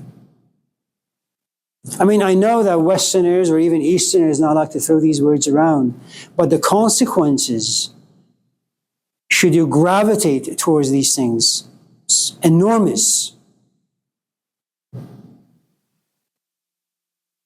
And I forget the spiritual, I mean, look at what Malcolm X did. What he had to give up. He had to give up his biases, his prejudices, he had to give up his friends. And even though he was married and he was a father, he didn't really much care about his family life. He was on the stage all the time. Just being a political activist, fighting for justice and equality. It's too much. He would say that was his fault. I guess so, yeah. Yeah. And he was very intimate with it. It's not like one of those hippies when there's like Oakland Occupy movement, right? That they're just walking to get some coffee. They're consumed by the masses. They speak about justice for a couple of weeks, or a couple of months, or a couple of years, and they just go back to being who and what they've always been.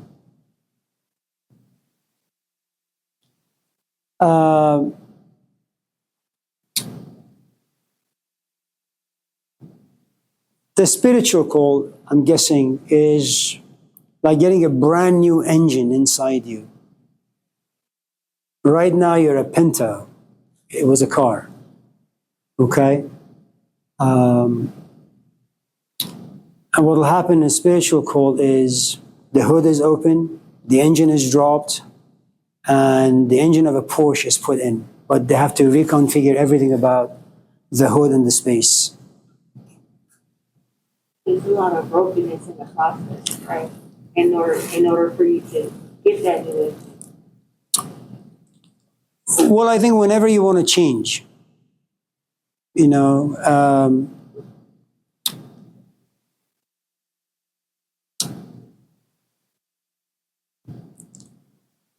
depending on what it is that you want to change, whether the change is serious enough, deep enough, it's really an overhaul of a complete system. It's a completely different world that you enter into. And it's like anything else. Whenever you're confronted with the unknown, there's going to be frustration, there's going to be anger, because it's dark, we don't have the sufficient tools. You're going to make a lot of mistakes. You're going to doubt, you're going to say, maybe I should just go back to ABCD, you know, because at least I know that world. I know who my abuser is. Here, I have no idea what's going on. And so there is only so much confusion you can take. There's only so much intensity you can take before your body and your mind shuts down. So you take the path that you're most familiar with, even though it may be abusive, unfulfilling, unnourishing, meaningless, but it's the world that you know. But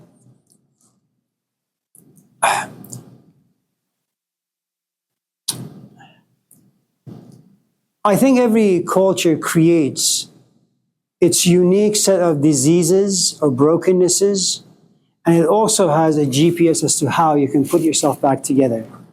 You know, America. Your car still works, boss. Don't worry. You know, I had some water in the middle console. Did you open it to see if there is anything you want to take? I'm not gonna steal anything. Not steal, man. You just borrow the water and then you pee it out. Don't worry, I actually carry a gallon of water with me every day. But I guess it's a perfect time to say that right now, whenever the parking lot starts to get low, we're trying to flag down whoever's cars they are and then have them move it over. So now that I know what your car looks like, if it ever gets to that point, I'll just... Okay, so by tomorrow, can you make sure you have a permit or a license? That would not happen. I actually enjoy not driving. It's kind of fun. But sorry again, I did not mean to disrupt you guys' class, and I hope everybody's having a great day. Oh yeah. Thank you. And I will see you guys. Are you guys gonna come? Yeah. I'll see you. And Wednesday and Thursday. I'm here Monday through Friday, so I'll see y'all. All right, man. I have no idea. What were we talking about? Broken. Ford Pinto. Yeah. Now, let me also add this other stuff.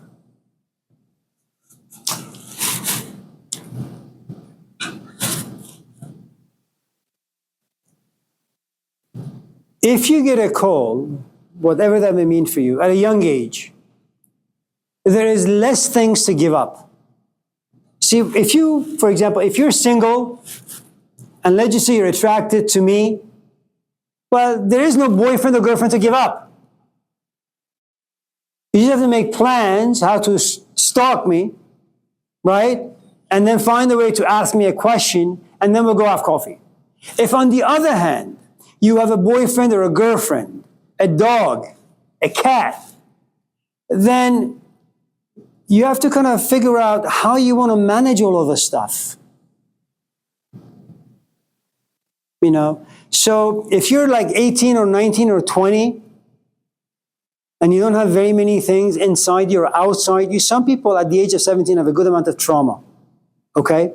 And so when you find, for example, a teacher who wants to create this call inside you, and then change the way you think and feel about things and see the world, unless that trauma is away, erased, there isn't much he or she can do. But for the trauma to go away, you need to kind of put it out that at the age of 5, A happened, at the age of 6, B happened. So the more that he or she knows what lives inside you, the sooner he or she can get rid of the stuff. And some people, they can't get rid of the trauma. It's too much. Okay? Now, the less you have, the easier it is for you to walk away. If on the other hand you're like 40 and your life is relatively going smoothly and going well, you find someone like a Socrates, okay, and you find yourself attracted to them, well, you have a life now. You have a job now. Your time is being eaten by all these things that you're doing. And the call says, give them up. And now there's a good amount of friction, the yes and the no. And the depression that an 18-year-old will suffer from a call is going to be very, very different than the depression that a 40-year-old will suffer. Now, when you get a call, and the call is not like an angel coming down. It doesn't work that way. At least hopefully not. Hopefully you'll get a call by running into a Socrates, okay?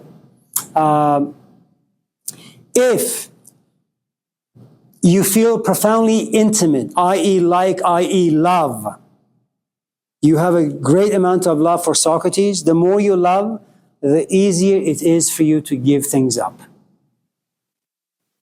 The less you love, the more conflict, and the more you have to go home and figure things out. Remember, teachers are like any other company. They're nothing but a piece of advertisement. And everybody out there is trying to sell you something, including Jesus. And every teacher has a promised land. You drink Pepsi on a hot day, you'll feel refreshed. You buy a Tesla, you'll be happy and prosperous. Kingdom of God inside you, you'll be self-sufficient.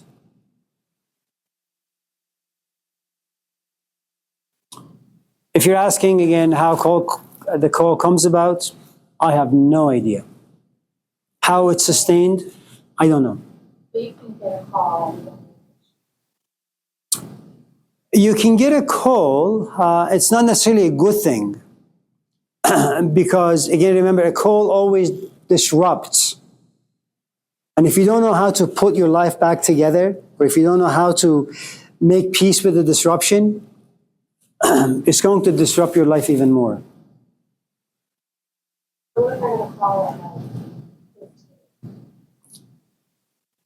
at 15? Something like happen. Like, let's say you have your cave and you're really young, but your cave has a lot of cracks in it. A lot of sunlight seeping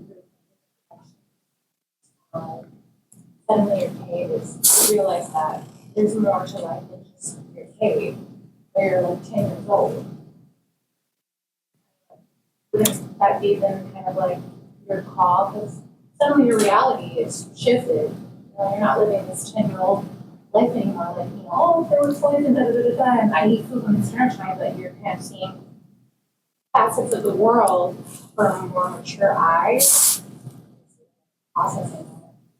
So you're not really in a cave anymore, are you? Because, yeah, you know what I mean? The realities of life kind of thing you will. Okay.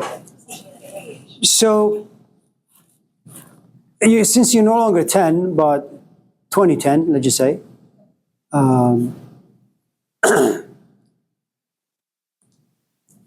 the verse in one of the Gospels, give to Caesar what belongs to Caesar and give to God what belongs to God. It is such a mature stage to be that when you're with your buddies and you guys are drinking and dancing and having a good time,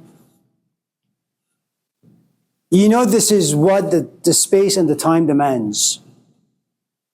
Which means that you're not going to bring the light or the word of God inside the party and mess it up for you and other people. Okay? You know the value of partying. That your body, your mind needs maybe some relaxation. You give it that time of enjoyment.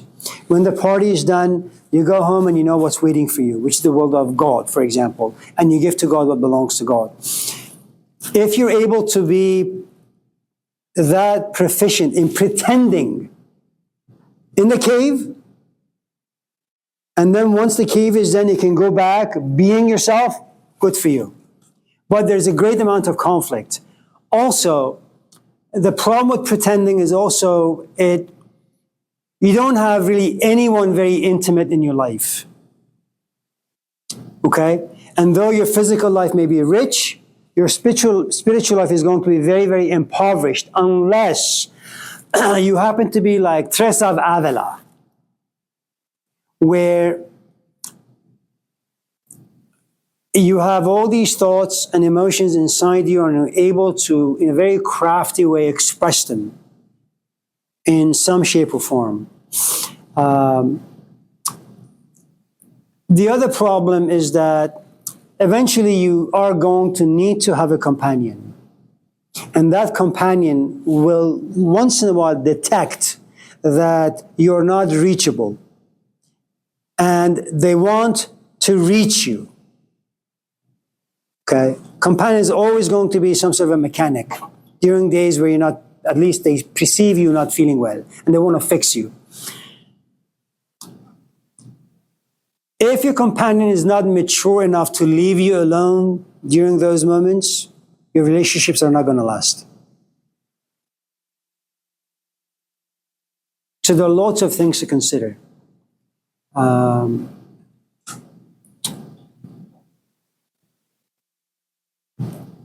had a teacher for a number of years. That's the only role that I know. People who do it alone, who once in a while have a moment of clarity without being guided, they usually have a difficult time.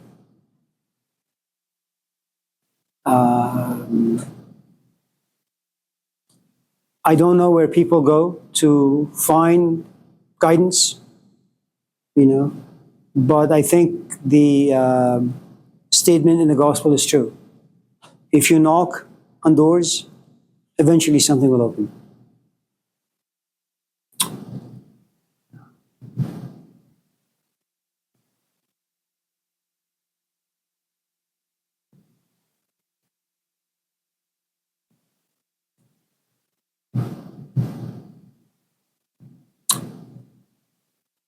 Anyone else before we, what time is it?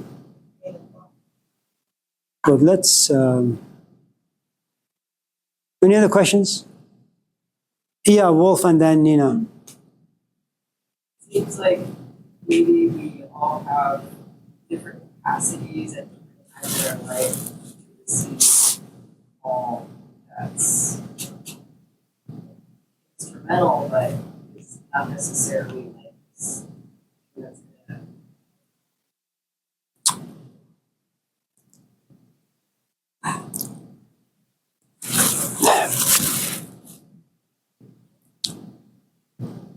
The many relationships you walk into and you're broken or betrayed by your own imaginations, the only thing that you will gain from the wisdom that these brokennesses have given you is that next time you go out on a date, you will know what sort of questions to ask. That's the only thing that you're going to be given. And then at the very end, perhaps you'll realize that you're just looking for someone who's mature, will leave you alone when you want to be left alone, will go on a hike with you when you want to go on a hike, we'll sit and have a nice movie with you. And you're mature enough to also make some sacrifices so that when they want to watch, like Lord of the Rings, you'll sit and watch the movie with them, even though it's disgusting. Let's just say, okay? That's the only thing that it'll teach you. I think you do all the stuff to learn how to properly live in a way that's meaningful for you. You're going to have your awful relationships. You're going to be broken by all sorts of things. You're going to be in conflict. If you do things the right way, hopefully at a certain stage, you say, okay, well, this is the ruin, and I'm going to do the best I can to live, in a home that has no roof, no walls, no oven, no kitchen, no this, no that. And you make peace with it. I'll tell you a story.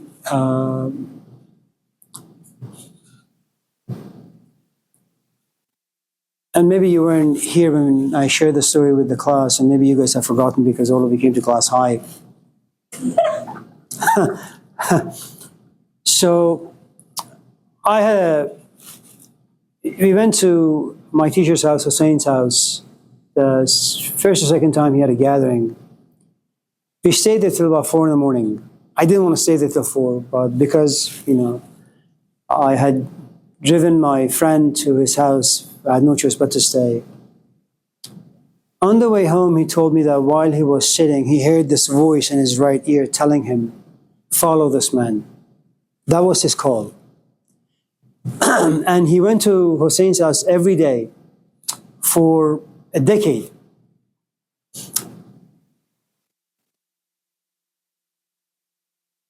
His life fell apart. He was no longer reachable by his wife. He was no longer reachable by his 2 kids. He quit his job, even at work, when there was this huge meeting at Pac Bell in Sacramento. The story he told me, and I don't know if it was just crazy or it was actually something that happened to him, that he saw these deities or angels with bows and arrows piercing, the arrows piercing his chest with light, okay?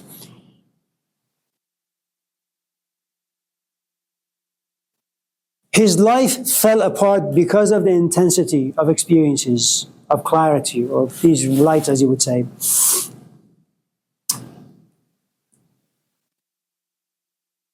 Everybody told him what he should do about his physical life, but he didn't listen because he had the wrong sense of compassion. About 20 years ago, he had a dream. In the dream, he was facing himself. He shook his own hand in the dream, embraced himself. And when he awoke from the dream, he accepted his life for all the mess that it was. The conflicts haven't ended. He's blind now. His wife is somewhere. One of his kids is addicted to something. The other is depressed. Soon, once he dies, she'll probably be institutionalized. So the point I'm trying to make is, I don't know what I was going to say, but I said it in a very profound way. Was it profound? It's like this call can leave a lot of people close to you messed up.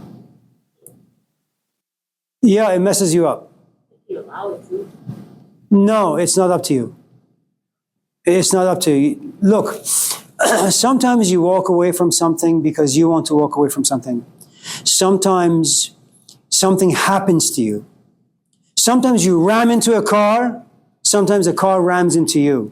When you ram into a car, you know what you're doing. When someone rams into you, you're like listening to Michael Jackson or Taylor Swift. You're having a good time. And then you find yourself at, bottom of a cliff. Usually calls happen to you. And for a couple of reasons. Look, the first principle of life is protect your physical body, protect your emotional body. Even if you have trauma, you will do what you can to protect it. It's a living organism. It defines who and what you are. You live with it for 10 years. Who the hell are you without it? Nobody. So even though you say, I don't want this trauma, the truth is you want it. It defines you. It gives you personality and temperament and all that stuff, So the idea of, getting rid of all of the stuff, who survives it? No one survives it. It's difficult. It's difficult to survive a call. Yeah. If you ignore the call, but is there a way to ignore the call and have it just be? Okay, first, you can't ignore the call. No. You don't have to ignore the call. There is a mechanism inside us. Suppression, repression, we call it buffers. You know how you have a bumper at the both ends of the car? They're there for a reason. Whenever there is a pressure from the outside, that bumper will take most of the pressure, okay? So whenever you get a call, any kind of a call, inside us there are these mechanisms that they try to make sure we're not completely devastated. One of them is the ability to forget. We don't need to work on this. It's a talent that you and I have upon birth. Now, you say, or someone says, these cracks appear in the wall, I see the light. And it's too much sometimes. I grow wings and I want to fly. And when I'm down here, I'm disgusted by everything and everyone. Wait, be patient, breathe a couple times, and you will forget. Because your body is designed to forget traumas. It wants to survive. Our body is meant to have fun. It will do what it can to distract itself. I'll come back. You don't want the call to come back. The call is not a thing of pleasure. It robs you of things. You know, I know you want to walk lightly and you want to be free. But the idea of going home and realizing that your home has been robbed and you have nothing and you have to sit on the tiles, it's devastating. What are you going to do? Well, you're free. When you speak, everything echoes back. It's beautiful. But your body desires comfort. So you will go to Ross and you buy sofas and chairs and you'll steal things. And then all of a sudden your house is cluttered.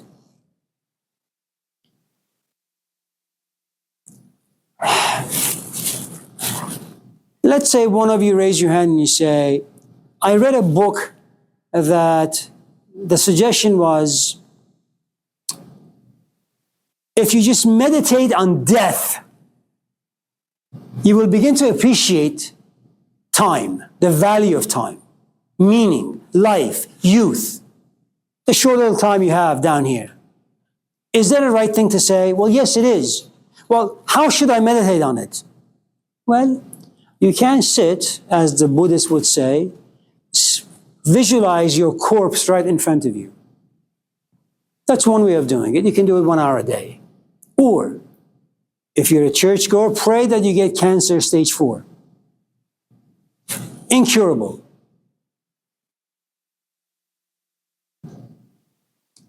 You will forget you have cancer, but maybe 30 minutes out of 24 hours. The only way to combat forgetfulness is intensity of another force. Without that, you will forget. So when we talk about people like Malcolm, like Jesus, like Muhammad, these are extraordinary human beings. I mean, I don't know how they're made, where they refuse to forget. And when you have that much clarity about something, clarity means pain. How does anyone desire to live with pain constantly? I mean, to know that you're black in America, to see your buddies out there being butchered, and somehow carry this cross, it's too much. How do you do it? Well, you must love the pain. If you don't love the pain, you will forget. You have to fall in love with your skin color. You have to fall in love with your people. You have to fall in love with injustice so that you can demand justice.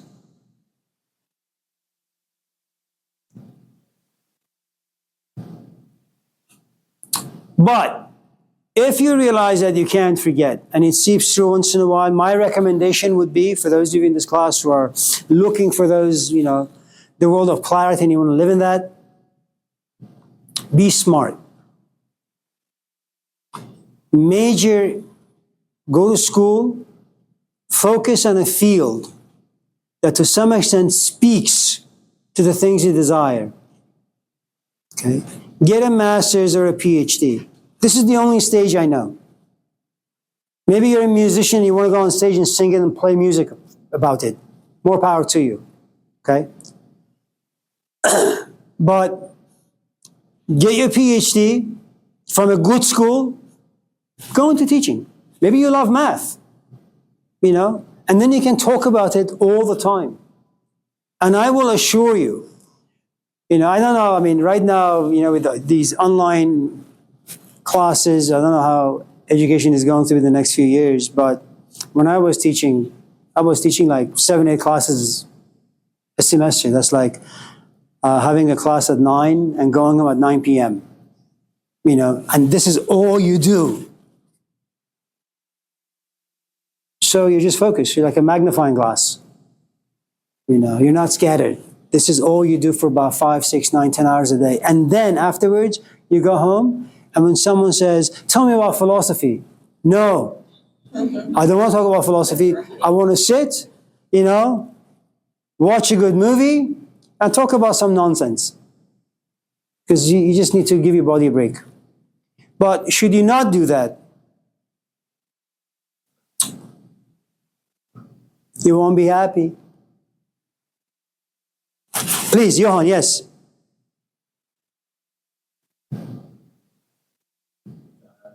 What do you mean? A free man. Anyone else? Yeah. Do you have a call with Hussein? No. I think I was just entertained by it. And then I realized it's a good way to make money. So I went to school, got a degree, and here I am. There's a story by Fariduddin Attar. It's about, supposedly it's his story. I don't think so, but nevertheless. He used to make perfume, and every morning after making the perfume, he would go out and spray people, and then give them a long commentary as to how he made the perfume and why it smells so good and why they should buy it. And so he would harass people every morning for years. One morning he steps out and he's about to spray someone, or in fact he does. And as he's about to give commentary, this old man slaps him. He says, you don't need commentary. You don't need to give me commentary. The perfume is its own commentator, that my nose will tell me if I like it or not. In other words, if you have to ask someone, are you wise? It means that you're not using your nose properly. Most often you can kind of figure people out by sitting back, listening to them, looking at them, feeling them a little bit. And if you do that, then you don't have to ask, did you get a call? Are you wise? Are you a philosopher? Are you this? Are you that? You can just kind of smell that. Yeah. Demetrius.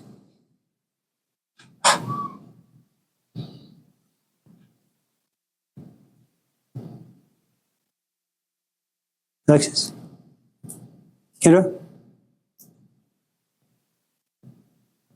Kyla.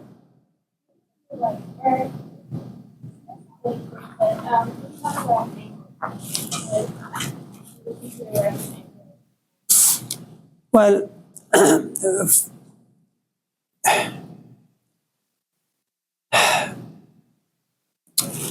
so, you know what evolution is, right? It's like something starts like a seed, and then it just evolves and grows into something that it wasn't initially.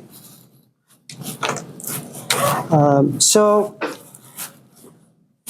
this is K for Kyla, okay? And this is an event, whatever the event may be.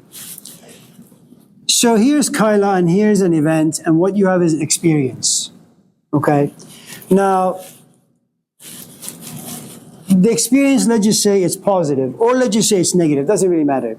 If it's positive, what you really want is, you want this to stay, the positive, the pleasure. You want it to be continuous. Okay. So you will make plans. Let's say whatever, okay? And let's say you have an experience, it happens to be negative. And you want to make sure that you can avoid this at all costs. Now,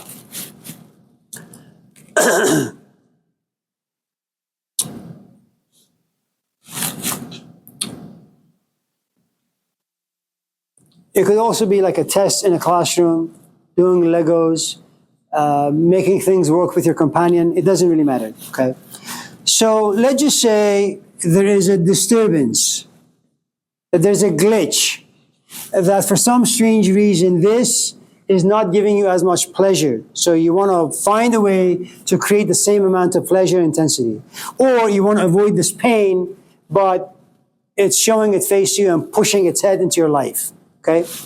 So what you do is you want to make sure that this disturbance goes away. You're all politicians. Your brain comes down like a messiah and says, Kyla, think. Figure this out. So you will try, If you're successful, the issue is done. Okay? Depending on the complexity of the situation. Let's say you and I are married, we have a conflict, okay, and you want to sit and talk. The more you talk, the more you feel you're being misunderstood, okay? Disturbance in our relationship, you try to fix it, okay? Now, you realize it's not being fixed. You become frustrated. Now, remember, when you want to try to fix anything, there is this desire that you can't see inside. If I do A, B, C, D, it'll be fixed. This desire, for it to ripen, it has hope in it. And there is a future in it where things are resolved. So inside every single desire, there is this. Garden of Eden. It's finished, it's fixed. Okay? You become frustrated. Now, frustration is not a positive feeling, it's negative. We are not the sort of animals that enjoy anything that's negative and painful. We want things to be fun. Okay?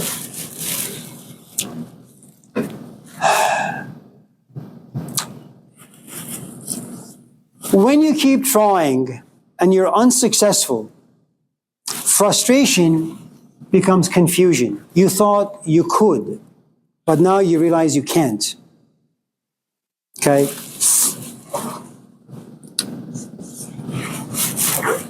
Now you got two problems. Frustration is in the background, confusion is the foreground. Now, with confusion comes another set of desires. If I do A, B, C, D, maybe I can be less confused. If you can resolve the confusion out of this, footnotes another frustration. Am I making sense? Am I losing you? Okay. Now, you begin to hate the space that you're occupying. You hate yourself for not being able to eloquently express.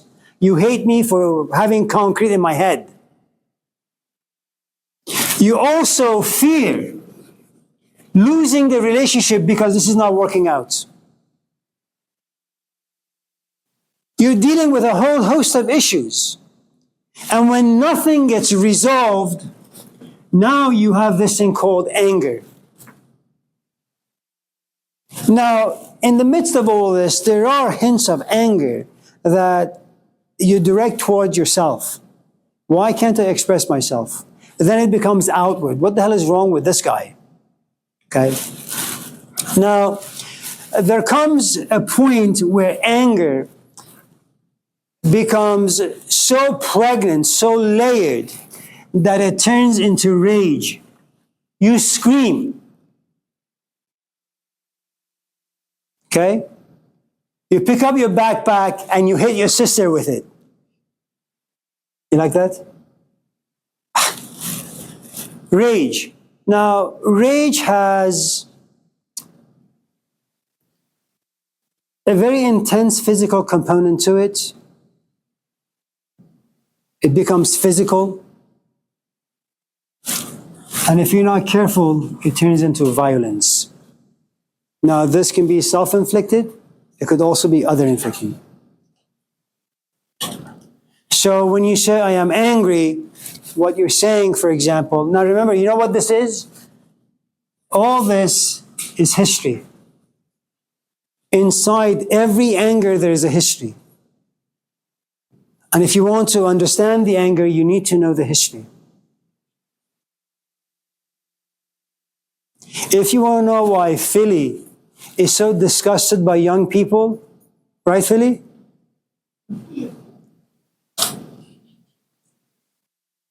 The history, she is 70. She knows the value of education, the value of time, the value of life, the value of youth, the value of health. And then she says, well, why is he just drinking all the time, destroying the liver and the this and the that? That anger has history, and it's a good history.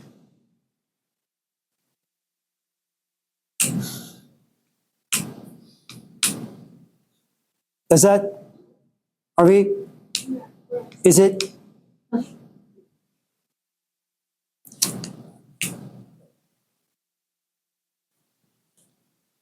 And anger is good, by the way.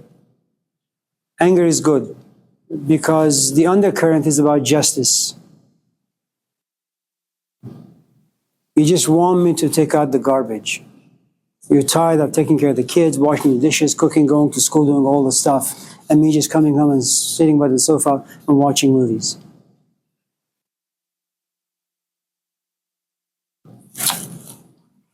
Yes, Johan.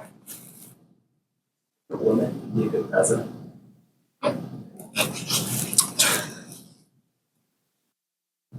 Uh,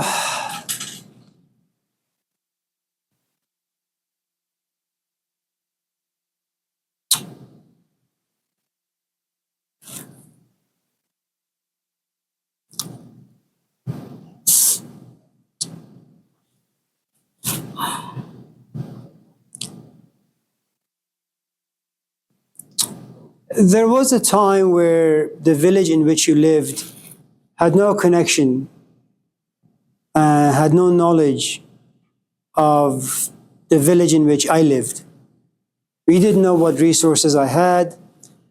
For the most part, you were content with just eating beans, and I was content with just eating rice. I didn't covet your beans, and you didn't covet my rice. And so you live your life, I live mine.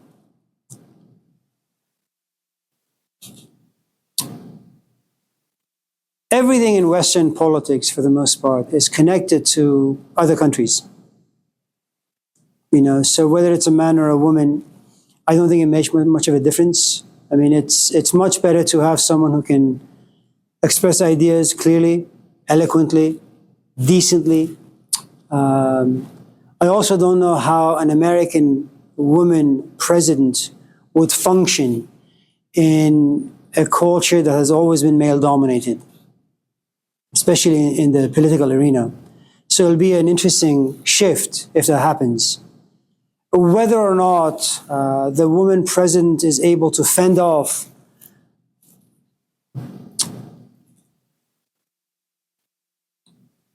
some of the realities of globalism, I don't really know. Just because Kamala Harris may become the president, it doesn't mean that they're going to stop exploiting Afghanistan or Iraq or Iran or Mexico. You know, every year, U.S. donates a few $1 billion to India on one condition: no abortion. It's India, it's Indian people, it's their right. But if you want these money, you got to make sure that no one aborts. So that's how you buy people, that's how you buy cultures, that's how you buy resources. And I don't know if one single president is able to fend off, the realities of life. Yeah.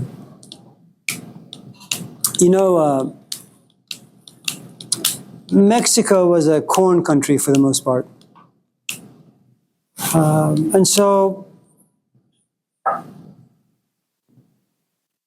And you have to be smart to be able to do these things to people, to people and cultures. And America is a new country, it needs to be built,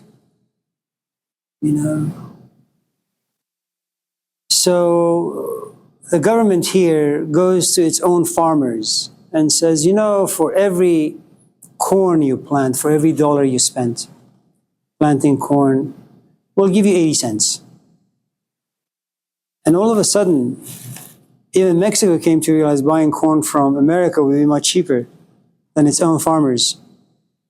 And so Mexico went bankrupt. Now, when you have no job, when you have no money, when you have no products to sell, what the hell do you do? I mean, you live on hope. You want to buy a home, maybe you want to buy a car, but you don't have a job, you don't have any money, and the country's bankrupt. Well, so you go to the city on the hill. But now immigration becomes tough. So you come here and you're illegal, right? Now, if you want to like build a house, well, it's going to cost you $1 million. But as long as you hire illegals, well, it's going to cost you like $50. And that's how you process. And that's the sort of game you play with people's lives. You know, even during Obama's kingdom. So you have the bankruptcy in 2008. Instead of helping the common person, the bankers, Wall Street people. That's just the way things are. You know.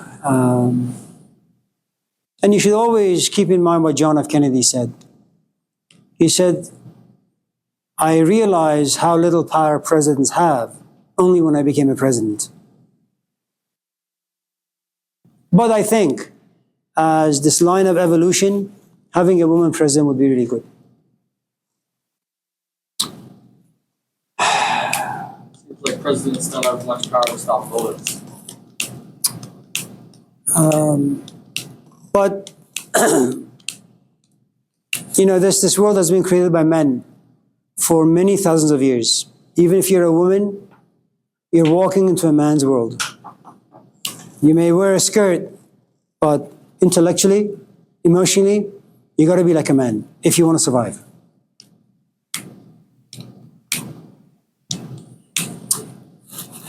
Well, did you guys enjoy the 10 Commandments? Yes. Yeah. The American way.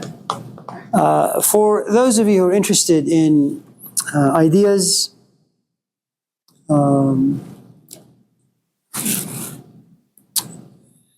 come to me, ask for my phone number. Once you get it, download Telegram on your cell phone. Send me a message on it on Telegram, and I'll send you audios. I haven't been able to right now, but once the term is over, I'll have some time. I'll send you some lectures of other people. There's some really nice books out there for those of you especially who want to play around with fire, the spiritual quest, if you will. Let me also know if you're interested. I can send you a list of books. I don't recommend it, but, you know, if you're interested. Any other questions or comments before we go home? Demetrius, yes. What are you guys having for food? Yeah. He's your guest, right? Oh, that's right. Your family's here. So where are you taking her? You have money? Why do you have friends like this? Anyone? Mayala? No? Sure? No, we have 5 minutes. Maybe 2 minutes. I'm just thinking about violence.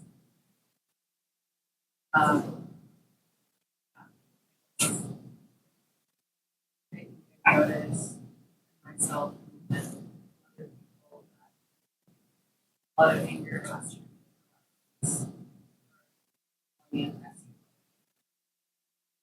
what do we do about it?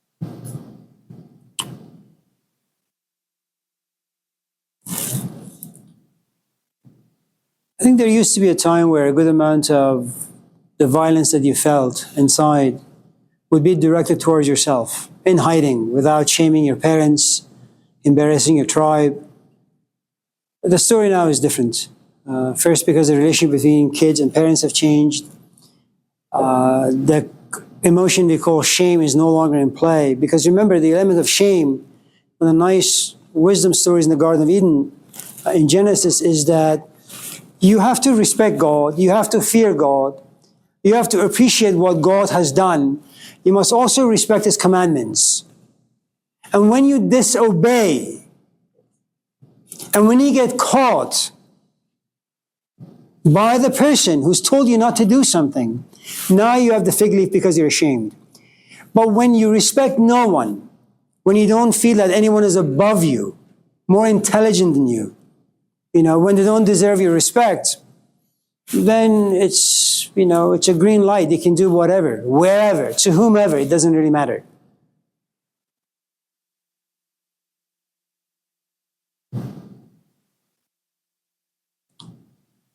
You should look at the English language and compare it to the French.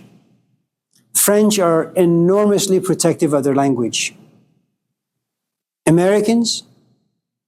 No. Every year we add about 25 words to the dictionary that didn't exist.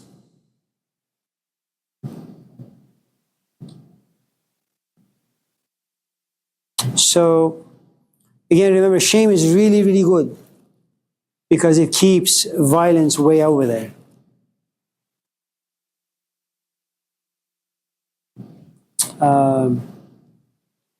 The violence, for example, that you see in Palestine.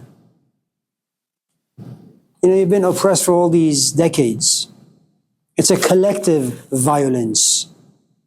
Collective violence is very different than just me as an individual expressing an act of violence upon you. That's very, very, very, that's just cruel. And when you have mental illness, violence becomes just the name of the game. So, anyways, listen, you guys are tiring me out. I'm just joking.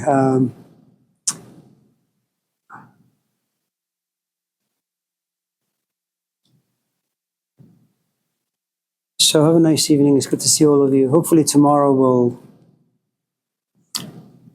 maybe we'll just talk about the 10 Commandments. We'll just reduce them to 5. Is that okay? We can change the laws of Moses a little. And then we'll do Jesus, and then we'll do Islam. Maybe. Stay safe. Take care. Demetrius, it's good to meet you. It's hard to hear that.